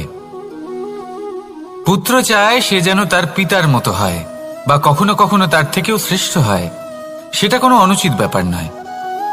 অনুচিত তখন হয় যখন পুত্র নিজের পিতার মতো হবার স্বপ্ন পূরণ করতে গিয়ে বা তার থেকেও শ্রেষ্ঠ হওয়ার স্বপ্ন পূরণে অনুচিত পথের আশ্রয় নেয়।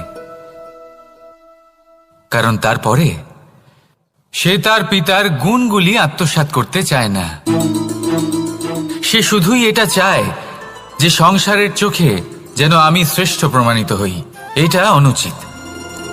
সংসারে এমন অনেক মানুষ আছেন যারা এই কারণে শ্রেষ্ঠ হবার চেষ্টা করেন যাতে তার পরিবারের, তার পিতার সম্মান বৃদ্ধি পায়। এমনও মানুষ থাকেন, আর এটাই হলো পার্থক্য উদ্দেশ্যের। মনে রাখবেন, যদি আপনার উদ্দেশ্য শুভ হয় তাহলে পথও শুভ হবে, যদি আপনার উদ্দেশ্য অশুভ হয় তাহলে পথও অশুভ হবে। তাহলে নিজের পিতার মতো হবার চেষ্টা অবশ্যই করুন, তার থেকেও শ্রেষ্ঠ হওয়ার চেষ্টা অবশ্যই করুন, কিন্তু মনে রাখবেন আপনার সংকল্প আর আপনার উদ্দেশ্য এই দুই শুভ হওয়া উচিত। তাহলে আসুন আর আমার সাথে ভালোবেসে বলুন, রাধা রাধা।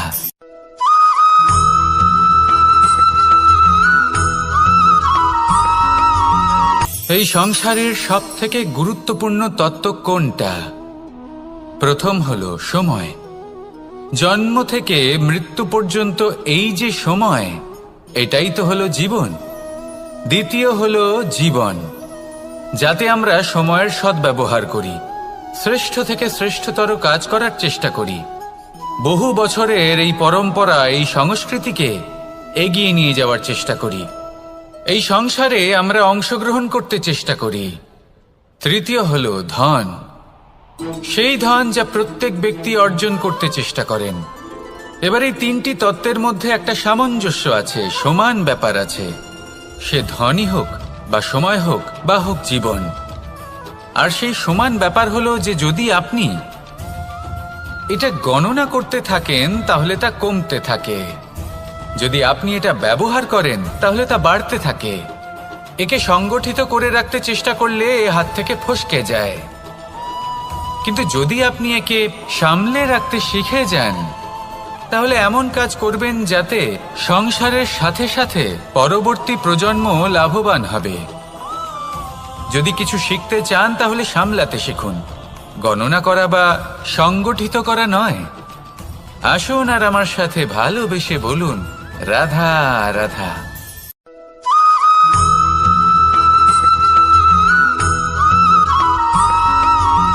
পঞ্চতত্ত্বের মধ্যে দ্বিতীয় তত্ত্ব হল ধরণী, ভূমি, যাকে আমরা ধরণী মাতা বলি।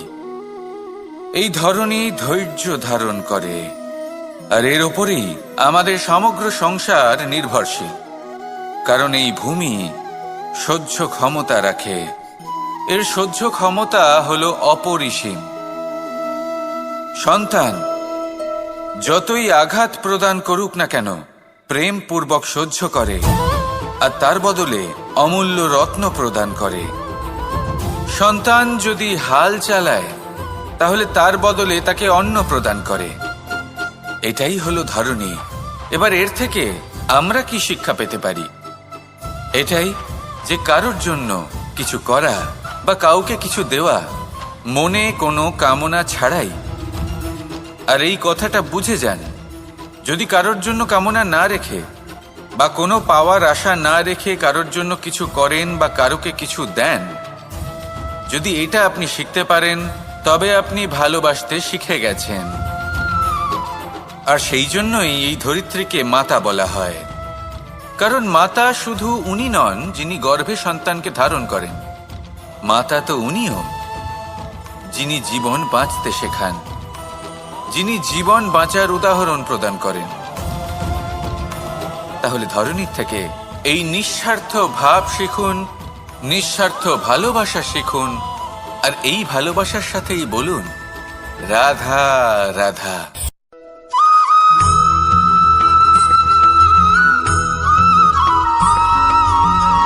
এই সংসারে কোনো বস্তু হোক বা ব্যক্তি হোক, তার একার গুরুত্ব কিন্তু খুব বেশি নয়। একটা উদাহরণ হিসেবে বৃষ্টির ফোঁটাকে ভেবে দেখুন। যদি একটি বৃষ্টির ফোঁটা হয় তাহলে তার খুব বেশি গুরুত্ব থাকে না, কিন্তু যখন সহস্র বৃষ্টির ফোঁটা মেঘের মধ্যে দিয়ে ঝরে পড়ে, তখন সেটা বর্ষার রূপ ধারণ করে। সেই বর্ষা যা এই প্রকৃতিকে শান্ত করে। সেইভাবেই পাথরের ছোট টুকরো, তার খুব বেশি গুরুত্ব থাকে না, কিন্তু যখন অসংখ্য পাথরের টুকরো একত্রিত হয় তখন তা পর্বতের আকার ধারণ করে। সেইভাবেই কিছু মানুষ যখন একত্রিত হন তখন তৈরি হয় পরিবার, কিছু পরিবার যখন একত্রিত হয় তখন তৈরি হয় সমাজ, যখন অনেক সংখ্যক সমাজ একত্রিত হয় তখন তৈরি হয় রাজ্য। এবার এই রাজ্যের সবথেকে গুরুত্বপূর্ণ ব্যক্তি হতে পারেন রাজা, কিন্তু তাও সেই রাজা একা কিছু করতে পারেন না। যুদ্ধ লড়ার সময় তারও নিজের সৈন্যদলকে প্রয়োজন পড়ে। কিন্তু এই সংসারে এমন একজন ব্যক্তি আছেন যিনি একাই সব কাজ করতে থাকেন, এবং সেই ব্যক্তি হলেন মা। আমাদের জীবনে একজন পিতার ভূমিকা কিন্তু নিঃসন্দেহে অমূল্য, কিন্তু আমাদের সকলের জীবনে যে ভূমিকা একজন মায়ের তা অন্য কারোর থাকে না। একজন মা একাই সন্তানকে বড় করতে পারেন, সংস্কারী করে তুলতে পারেন, তার জন্য পরিশ্রম করেন। আর এত কিছু কাজ করার পরেও তার কাজের জন্য তিনি প্রশংসা অবশ্য পান না। উল্টে যদি সেই সন্তান অনুচিত পথে চালিত হয়, অনুচিত কর্ম করে, তখন সেই মাকেই অপবাদের পাত্র হয়ে উঠতে হয়। আমাদের জীবনে মায়ের যোগদান কতটা সেটা বুঝুন। আপনাকে বড় করে তোলার জন্য উনি কতটা পরিশ্রম করেছেন সেটা বুঝুন। আজ থেকে, এখন থেকে, এই মুহূর্ত থেকে মাকে সম্মান করতে শিখুন। যখন সময় পাবেন, যখন সুযোগ হবে, তখন তার প্রশংসা করুন, ওনারও ভালো লাগবে। আর মায়ের এই মমতার জন্য, তার এই ভূমিকার জন্য আসুন সবাই মিলে আমরা তাকে প্রণাম করি, আর সকলে মিলে ভালোবেসে বলি রাধা রাধা।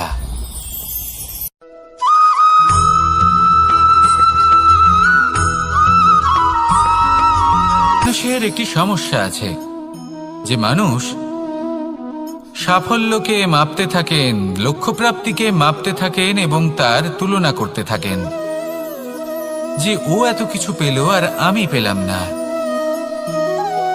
ওর কাছে এত কিছু আছে কিন্তু আমার কাছে নেই। এই তুলনা করার জন্য ওনারা দুঃখী হয়ে পড়েন, নিরাশ হয়ে পড়েন। তাই আমি একটা প্রশ্ন করছি যে এটা কি উচিত? এই সংসারে আপনি কি নিয়ে তুলনা করবেন, যেখানে সূর্যদেব চন্দ্রমা দুজনেই আছেন, দুজনেই হলেন বিশেষ, দুজনেই নিজ নিজ সময়ে উদিত হন। এদের মধ্যে একজন না থাকলে তাহলে আমাদের জীবন কঠিন হয়ে পড়বে। ঠিক সেইভাবেই আপনি যদি একটা বড় রেখা অঙ্কন করেন তাহলে অন্য রেখাটি ছোট হয়ে পড়ে না, সে তেমনই থাকে যেমনটা সে ছিল। আপনার অস্তিত্ব কখনো ছোট বা বড় হতে পারে না। শুধু তুলনা করার জন্য আপনার এটা মনে হতে পারে। যদি আপনি যুদ্ধ করতে চান আপনার তলোয়ারের প্রয়োজন পড়বে। যদি বস্ত্র তৈরি করতে চান এত বড় তলোয়ার দিয়ে কিছুই হবে না। তখন প্রয়োজন পড়বে একটা ছোট্ট সূচের। তাই তুলনা করবেন না, না নিজেকে ছোট মনে করবেন, না অন্য কাউকে। সবার সাথে সহযোগিতা করুন, আর যদি তুলনা করতেই হয় নিজের সাথে করুন, যে কাল আমি কেমন ব্যক্তি ছিলাম, আজ কি তার থেকে শ্রেষ্ঠ হয়ে উঠতে পেরেছি। ভেবে দেখুন ভবিষ্যতে গিয়ে আপনি কতটা শ্রেষ্ঠ ব্যক্তি হতে পারেন। আসুন আমার সাথে ভালোবেসে বলুন, রাধা রাধা।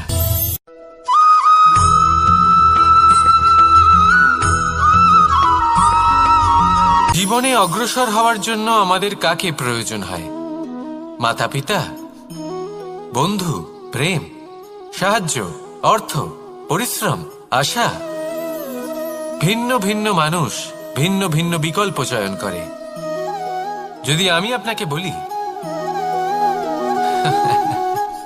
তাহলে জয় আর পরাজয়ের মন্ত্র দুটো শব্দের উপর নির্ভর করে, মেনে নেওয়া আর দৃঢ় হওয়া। যদি মেনে নেন তাহলে হেরে যাবেন, যদি দৃঢ় হন তাহলে নিশ্চিত রূপে জয়ী হবেন। যদি কখনো আপনি ক্লান্ত হয়ে ওঠেন, আপনি দুঃখী হন, পুরোপুরি ভেঙে পড়েছেন, তখন মেনে নেবেন না যে আপনি ভেঙে পড়েছেন, নয়তো হেরে যাবেন। তখন উল্টে স্থির করবেন যে যাই হয়ে যাক না কেন আমি জয়ী হবই। আর আপনি দেখবেন যে জয় নিশ্চিত রূপে আপনার কাছেই আসবে।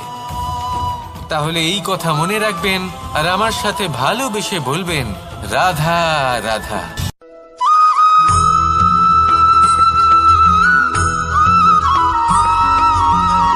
মানুষ ভাবেন যে ধন অর্জন করা হলো অত্যন্ত গুরুত্বপূর্ণ। তিনি আজীবন ধন অর্জন করতে থাকেন, ধন অর্জন করার চেষ্টা করতে থাকেন। সে যাই হয়ে যাক না কেন পরিশ্রম করতে থাকেন। স্বাস্থ্যের দিকে নজর দেন না, না উচিত সময় খাবার খান, না উচিত সময় ঘুমোতে যান, না পর্যাপ্ত সময় পর্যন্ত ঘুমন, কিছুই না। ধন অর্জন করতেই থাকেন, করতেই থাকেন। আর কিছু সময় পরে যখন তিনি অসংখ্য ধন লাভ করে ফেলেন, তখন তার সাথে ওনার শরীরে অনেক রোগ বাসা বাঁধে। এইসব রোগের উপচার করতে করতে সেই সমস্ত ধন যা উনি অর্জন করেছেন তা তিনি ব্যয় করে ফেলেন। শেষ পর্যন্ত কি হয়? আমরা যেভাবে এসেছি ঠিক সেইভাবেই ফিরে যাই, ধন এখানেই থেকে যায়। দেখুন, একটা অত্যন্ত গুরুত্বপূর্ণ কথা রয়েছে যে আপনার বোঝা উচিত। এই যে ধন, তার ব্যবহার করুন জীবনকে আরো ভালো করে তোলার জন্য। ধনের সদ্ব্যবহার করা উচিত, এমন যেন না হয় এই ধন আপনাকে ভোগ করে ফেলে। এই জীবনকে নিশ্চিত রূপে আরো শ্রেষ্ঠ করে তুলুন। কিন্তু এই ধন অর্জন করার এই প্রক্রিয়াতে নিজের সারা জীবনকে নষ্ট করে ফেলবেন না। এই জীবন উপভোগ করতে শিখুন আর আমার সাথে ভালোবেসে বলুন, রাধা রাধা।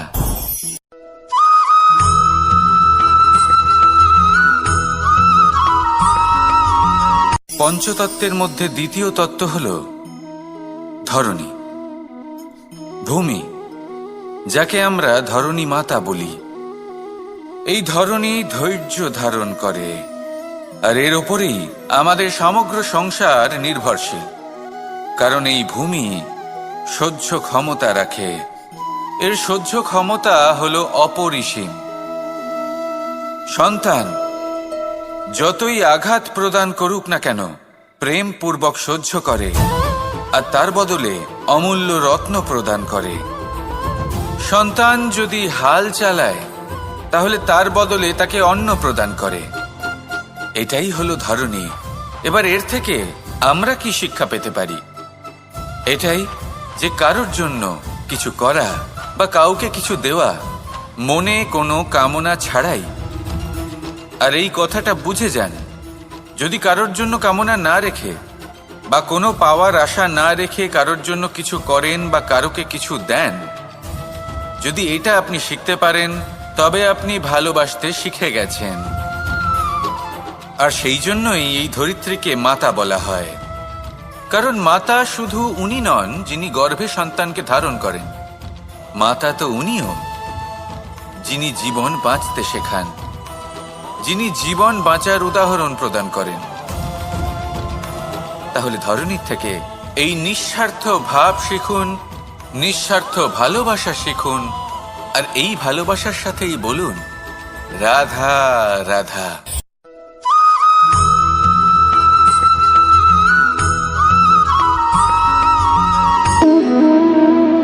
সম্পর্ক হলো আমাদের জীবনের একটি আধার। কিছু সম্পর্ক এমন যা আমরা জন্মসূত্রে লাভ করি, যেমন পরিবার, মা, বাবা। কিছু সম্পর্ক আছে যা আমরা জীবনে অর্জন করে থাকি, তা সে প্রেমের হোক, স্নেহের হোক বা বন্ধুত্বের। এই সকল সম্পর্ক লাভ করার বা গড়ে তোলার 5টি ধাপ রয়েছে। প্রথম ধাপ, কোনো ব্যক্তির সাথে আলাপ হওয়া, তার সাথে কথা বলা বা তাকে দেখা। দ্বিতীয় ধাপ, সে ব্যক্তিকে আমাদের ভালো লাগা। তৃতীয় ধাপ, আমাদের এটা চাইতে শুরু করা যে জীবনে এই ব্যক্তি যেন আমাদের বন্ধু হন, আমাদের জীবনে থাকেন, বা আমাদের কাউকে ভালোবেসে ফেলা। আর এটা আমাদের ভাবা বা চাওয়া যে সেই ব্যক্তি যেন আজীবন আমার সাথে থাকেন, আমার জীবনে আমার সাথী হয়ে। চতুর্থ ধাপ, লাভ করা। এবার এই ধাপটি অনেক মানুষের পক্ষেই খুবই সরল হয়, বড়ই সরলভাবে নিজেদের সঙ্গীকে লাভ করে থাকেন। কিছু মানুষের জন্য এই ধাপ অত্যন্ত কঠিন হয়ে থাকে। অনেক প্রতিকূল পরিস্থিতির উপর জয়লাভ করে তারা সঙ্গীকে লাভ করেন, কিন্তু লাভ অবশ্যই করেন। এরপরে আসে পঞ্চম, অন্তিম এবং সব থেকে গুরুত্বপূর্ণ ধাপ। সেটা হলো সেই সম্পর্ক পালন করা। এটা হলো এমন এক বিষয় যা প্রত্যেক মানুষের শেখা উচিত। যদি ব্যক্তি নিজের জীবনে সম্পর্ক রক্ষা করতে শিখে যান, তবে প্রত্যেক সম্পর্ক তার জীবনকে স্বর্গ করে তুলবে। আসুন আর আমার সাথে ভালোবেসে বলুন, রাধা রাধা।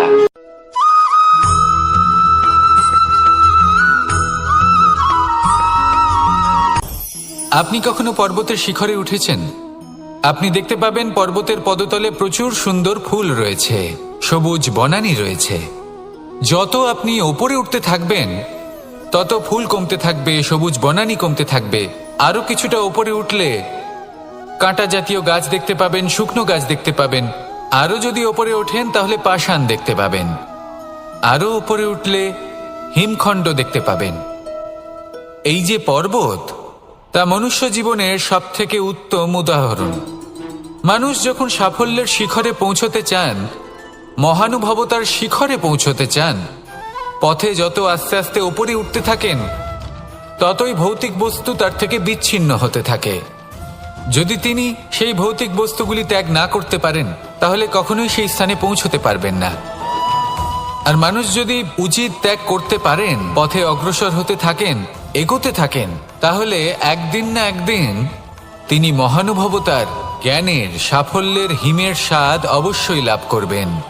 মনে রাখবেন, মানব জীবনে ত্যাগ হলো অত্যন্ত গুরুত্বপূর্ণ অংশ। আসুন আমার সাথে ভালোবেসে বলুন, রাধা রাধা।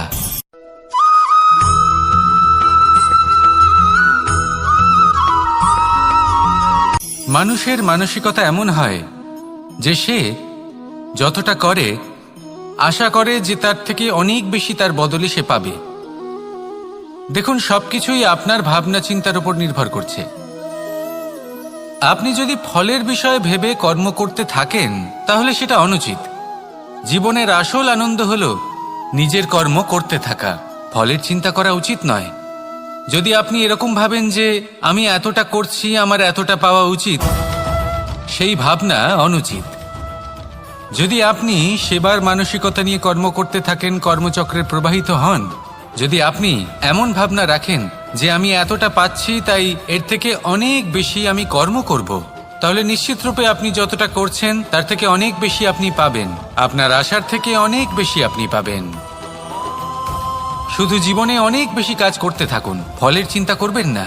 আর মনে রাখবেন, এই ভাবনাই সব থেকে বড় বীজ। কর্মের উপর বিশ্বাস রাখুন। জীবনে যা যা আপনি চান সবই সুখময় হবে। আসুন আর আমার সাথে ভালোবেসে বলুন, রাধা রাধা।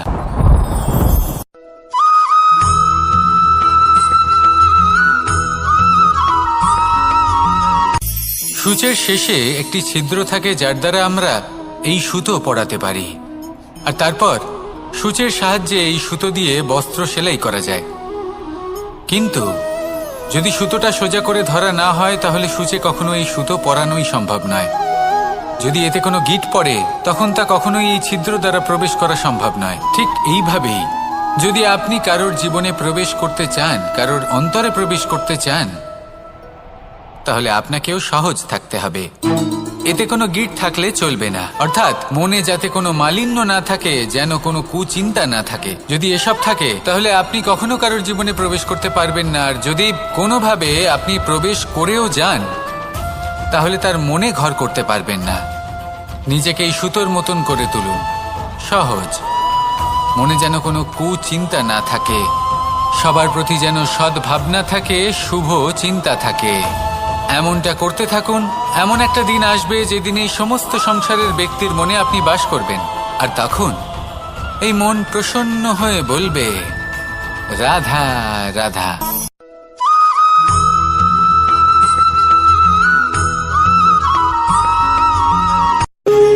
যখন মানুষের মৃত্যু হয় তখন কি হয়? অনেক সংখ্যক মানুষ শোক পালন করতে চলে আসেন। যে ব্যক্তি মৃত্যু লাভ করেছেন তার অনেক বস্তু থাকে যেগুলো তার প্রিয়, যেগুলো তিনি ব্যবহার করেছেন। তার শয্যা, তার বস্ত্র, তার আভূষণ সবকিছু তার থেকে বিচ্ছিন্ন করা হয় এবং খালি হাতে তাকে শ্মশানের উদ্দেশ্যে রওনা করা হয়। আমি আপনাকে এই প্রশ্ন করতে চাই, আপনি এই সংসারে কি অর্জন করেছেন? ধন সম্পত্তি, বস্ত্র, আভূষণ, এই সবকিছু যে আপনি অর্জন করেছেন, আপনার মৃত্যুর পরে তা আপনার থেকে দূর হয়ে যাবে। এর উত্তর হলো একটাই, আপনার কর্ম। শুধু সেটাই আছে যা একান্ত আপনার, আর শুধু সেটাই এই সংসার থেকে চলে যাওয়ার পরেও সংসারেই জীবিত থাকবে। যদি আপনি দুষ্কর্ম করেন তাহলে এই সংসার আপনাকে একটি অনুচিত উদাহরণ হিসেবে মনে রাখবে যে এই ব্যক্তি খুব পাপী ছিল, অনুচিত কর্ম করতেন। যে পথে তিনি চলেছেন সেই পথে কারোর চলা উচিত নয়। সেখানেই যদি আপনি সৎকর্ম করেন তাহলে সংসার চিরকাল এটাই বলবে যে খুব ভালো মানুষ ছিলেন, সবাইকে ভালোবাসতেন, সবাইকে সাহায্য করতেন, আমার খুব প্রিয় মানুষ ছিলেন। এটাই হলো শ্রেষ্ঠ কর্ম। সেই জন্য জীবনে শুধুমাত্র ধন সম্পত্তি, আভূষণ এই সব অর্জন করতে গিয়ে নিজের মনোনিবেশ করবেন না। শ্রেষ্ঠ কর্ম করুন। সংসার থেকে চলে যাওয়ার পরেও এই কর্মই এই সংসারে আপনাকে জীবিত রাখবে। আসুন আমার সাথে ভালোবেসে বলুন, রাধা রাধা।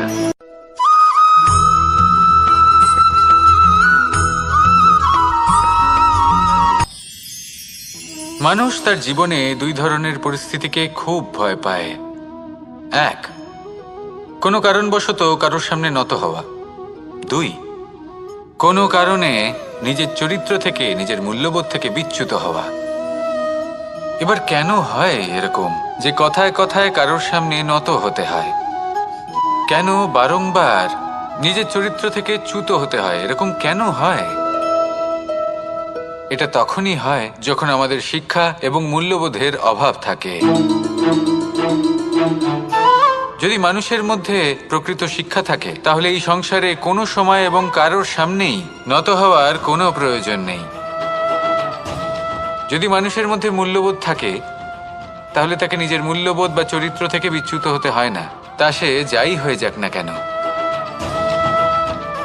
কোনো বালককে যদি জন্ম থেকেই সুশিক্ষার অধিকারী করা হয়, শিক্ষিত করা হয়, মূল্যবোধের অধিকারী করা হয়, তবে সে এই সংসারে এমন কর্ম করবে যাতে সে নিজেকে, নিজের পরিবারকে, সমগ্র সমাজকে গর্বিত করতে পারে। শিক্ষা লাভ করুন, মূল্যবোধ লাভ করুন এবং আমার সাথে ভালোবেসে বলুন, রাধা রাধা।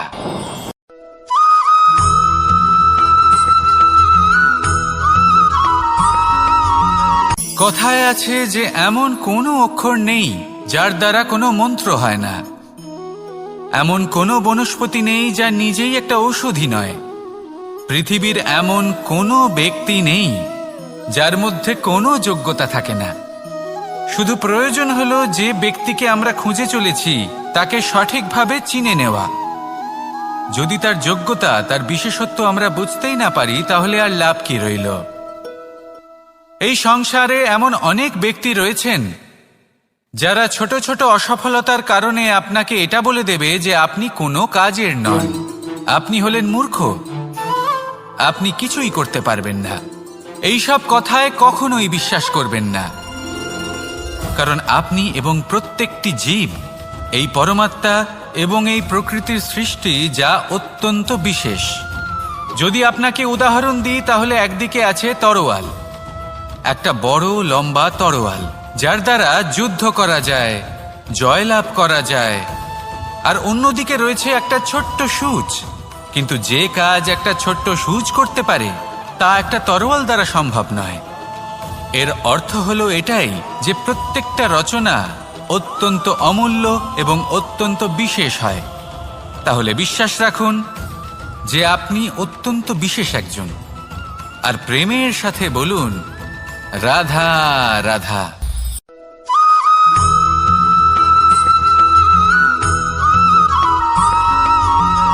এই সংসারে কোনো বস্তু হোক বা ব্যক্তি হোক, তার একার গুরুত্ব কিন্তু খুব বেশি নয়। একটা উদাহরণ হিসেবে বৃষ্টির ফোঁটাকে ভেবে দেখুন। যদি একটি বৃষ্টির ফোঁটা হয় তাহলে তার খুব বেশি গুরুত্ব থাকে না, কিন্তু যখন সহস্র বৃষ্টির ফোঁটা মেঘের মধ্যে দিয়ে ঝরে পড়ে তখন সেটা বর্ষার রূপ ধারণ করে। সেই বর্ষা যা এই প্রকৃতিকে শান্ত করে। সেইভাবেই পাথরের ছোট টুকরো, তার খুব বেশি গুরুত্ব থাকে না, কিন্তু যখন অসংখ্য পাথরের টুকরো একত্রিত হয় তখন তা পর্বতের আকার ধারণ করে। সেইভাবেই কিছু মানুষ যখন একত্রিত হন তখন তৈরি হয় পরিবার, কিছু পরিবার যখন একত্রিত হয় তখন তৈরি হয় সমাজ, যখন অনেক সংখ্যক সমাজ একত্রিত হয় তখন তৈরি হয় রাজ্য। এবার এই রাজ্যের সবথেকে গুরুত্বপূর্ণ ব্যক্তি হতে পারেন রাজা, কিন্তু তাও সেই রাজা একা কিছু করতে পারেন না। যুদ্ধ লড়ার সময় তারও নিজের সৈন্যদলকে প্রয়োজন পড়ে। কিন্তু এই সংসারে এমন একজন ব্যক্তি আছেন যিনি একাই সব কাজ করতে থাকেন, এবং সেই ব্যক্তি হলেন মা। আমাদের জীবনে একজন পিতার ভূমিকা কিন্তু নিঃসন্দেহে অমূল্য, কিন্তু আমাদের সকলের জীবনে যে ভূমিকা একজন মায়ের তা অন্য কারোর থাকে না। একজন মা একাই সন্তানকে বড় করতে পারেন, সংস্কারী করে তুলতে পারেন, তার জন্য পরিশ্রম করেন। আর এত কিছু কাজ করার পরেও তার কাজের জন্য তিনি প্রশংসা অবশ্য পান না। উল্টে যদি সেই সন্তান অনুচিত পথে চালিত হয়, অনুচিত কর্ম করে, তখন সেই মাকেই অপবাদের পাত্র হয়ে উঠতে হয়। আমাদের জীবনে মায়ের যোগদান কতটা সেটা বুঝুন। আপনাকে বড় করে তোলার জন্য উনি কতটা পরিশ্রম করেছেন সেটা বুঝুন। আজ থেকে, এখন থেকে, এই মুহূর্ত থেকে মাকে সম্মান করতে শিখুন। যখন সময় পাবেন, যখন সুযোগ হবে, তখন তার প্রশংসা করুন, ওনারও ভালো লাগবে।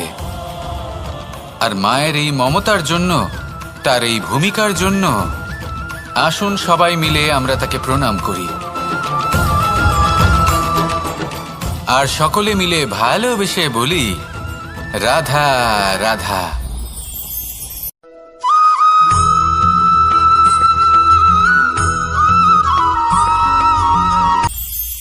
এটা হলো ধান গাছ। এর থেকে যে চাল উৎপন্ন হয় তা মানুষ গ্রহণ করেন। আর এটা কি?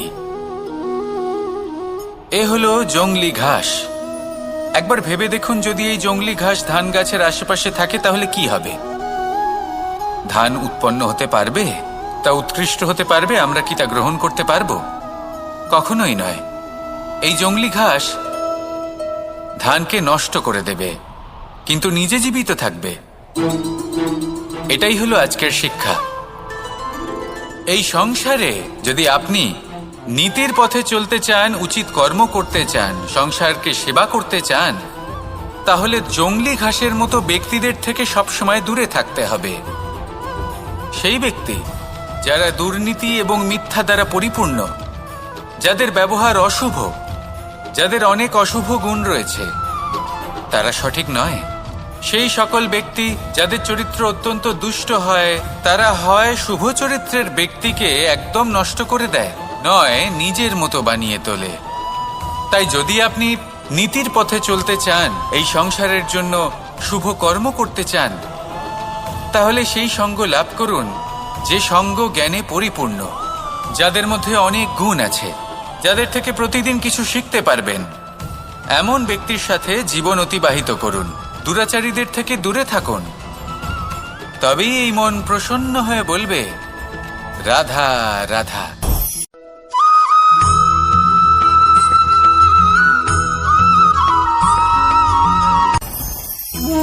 ভোজন।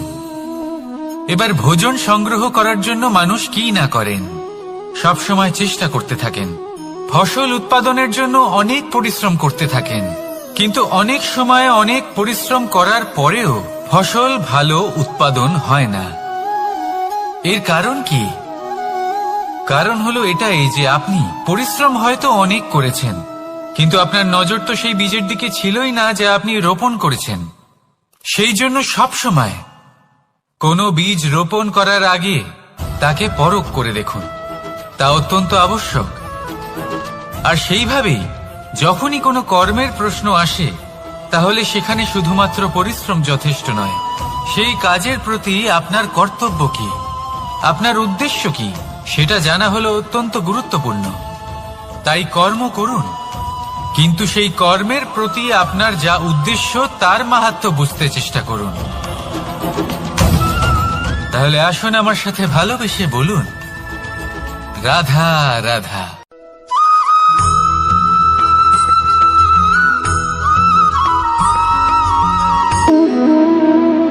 সম্পর্ক হলো আমাদের জীবনের একটি আধার।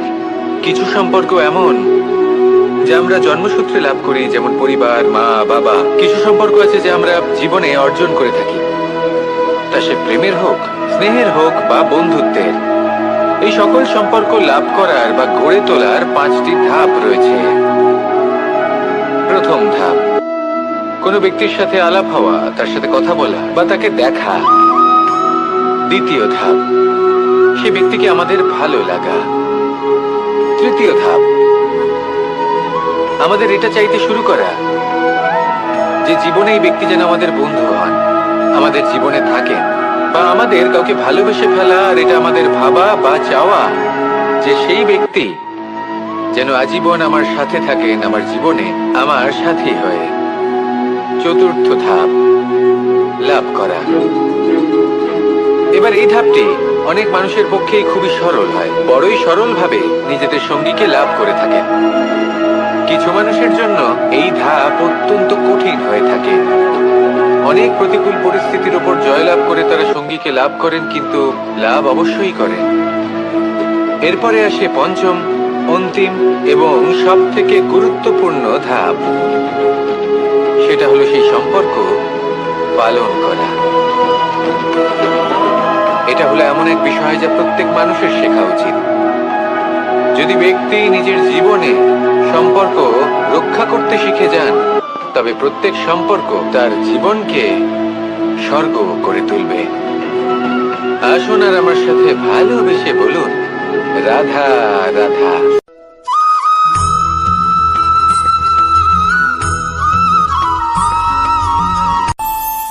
আমাদের মনে যখন কোনো প্রশ্ন ওঠে, কোনো দ্বন্দ্ব জাগে, তখন আমরা যাই আমাদের গুরুর কাছে, আমাদের আরাধ্যের কাছে গিয়ে জিজ্ঞেস করি। এইভাবেই একদিন আমি পৌঁছলাম আমার আরাধ্যের কাছে, আমার মহাদেবের কাছে, আর ওনাকে প্রশ্ন করলাম যে মহাদেব, জীবনে আনন্দ পাওয়ার, উৎসব পালনের, প্রেম ভাগ করে নেবার, জীবনকে উপভোগ করে নেওয়ার সর্বশ্রেষ্ঠ সময় কোনটা? মহাদেব হাসলেন আর উনি বললেন, জীবনে উৎসব পালনের সব থেকে শ্রেষ্ঠ দিন হলো মৃত্যুর ঠিক আগের দিনটা। প্রেম ভাগ করে নেওয়ার সব থেকে শ্রেষ্ঠ মুহূর্ত হলো মৃত্যুর ঠিক আগের মুহূর্ত। জীবনকে উপভোগ করে নেওয়ার সর্বশ্রেষ্ঠ প্রহর হলো মৃত্যুর 1 প্রহর পূর্বে। তখন আমি চমকে গেলাম। আমি বললাম, কিন্তু মহাদেব, মৃত্যু তো অনিশ্চিত, আমরা জানিও না কবে আমাদের মৃত্যু হবে। মহাদেব আবার হাসলেন। উনি বললেন যে যদি আমরা এভাবে জীবন কাটাই যে আমরা জীবনের প্রত্যেক দিন, প্রত্যেক মুহূর্ত, প্রত্যেক প্রহর শেষ বলে মনে করি, তাহলে আমাদের সমস্ত জীবন আনন্দের সাথেই অতিবাহিত হবে। কি বলেন?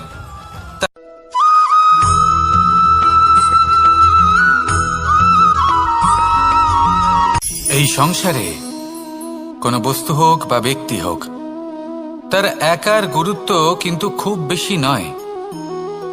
একটা উদাহরণ হিসেবে বৃষ্টির ফোঁটাকে ভেবে দেখুন।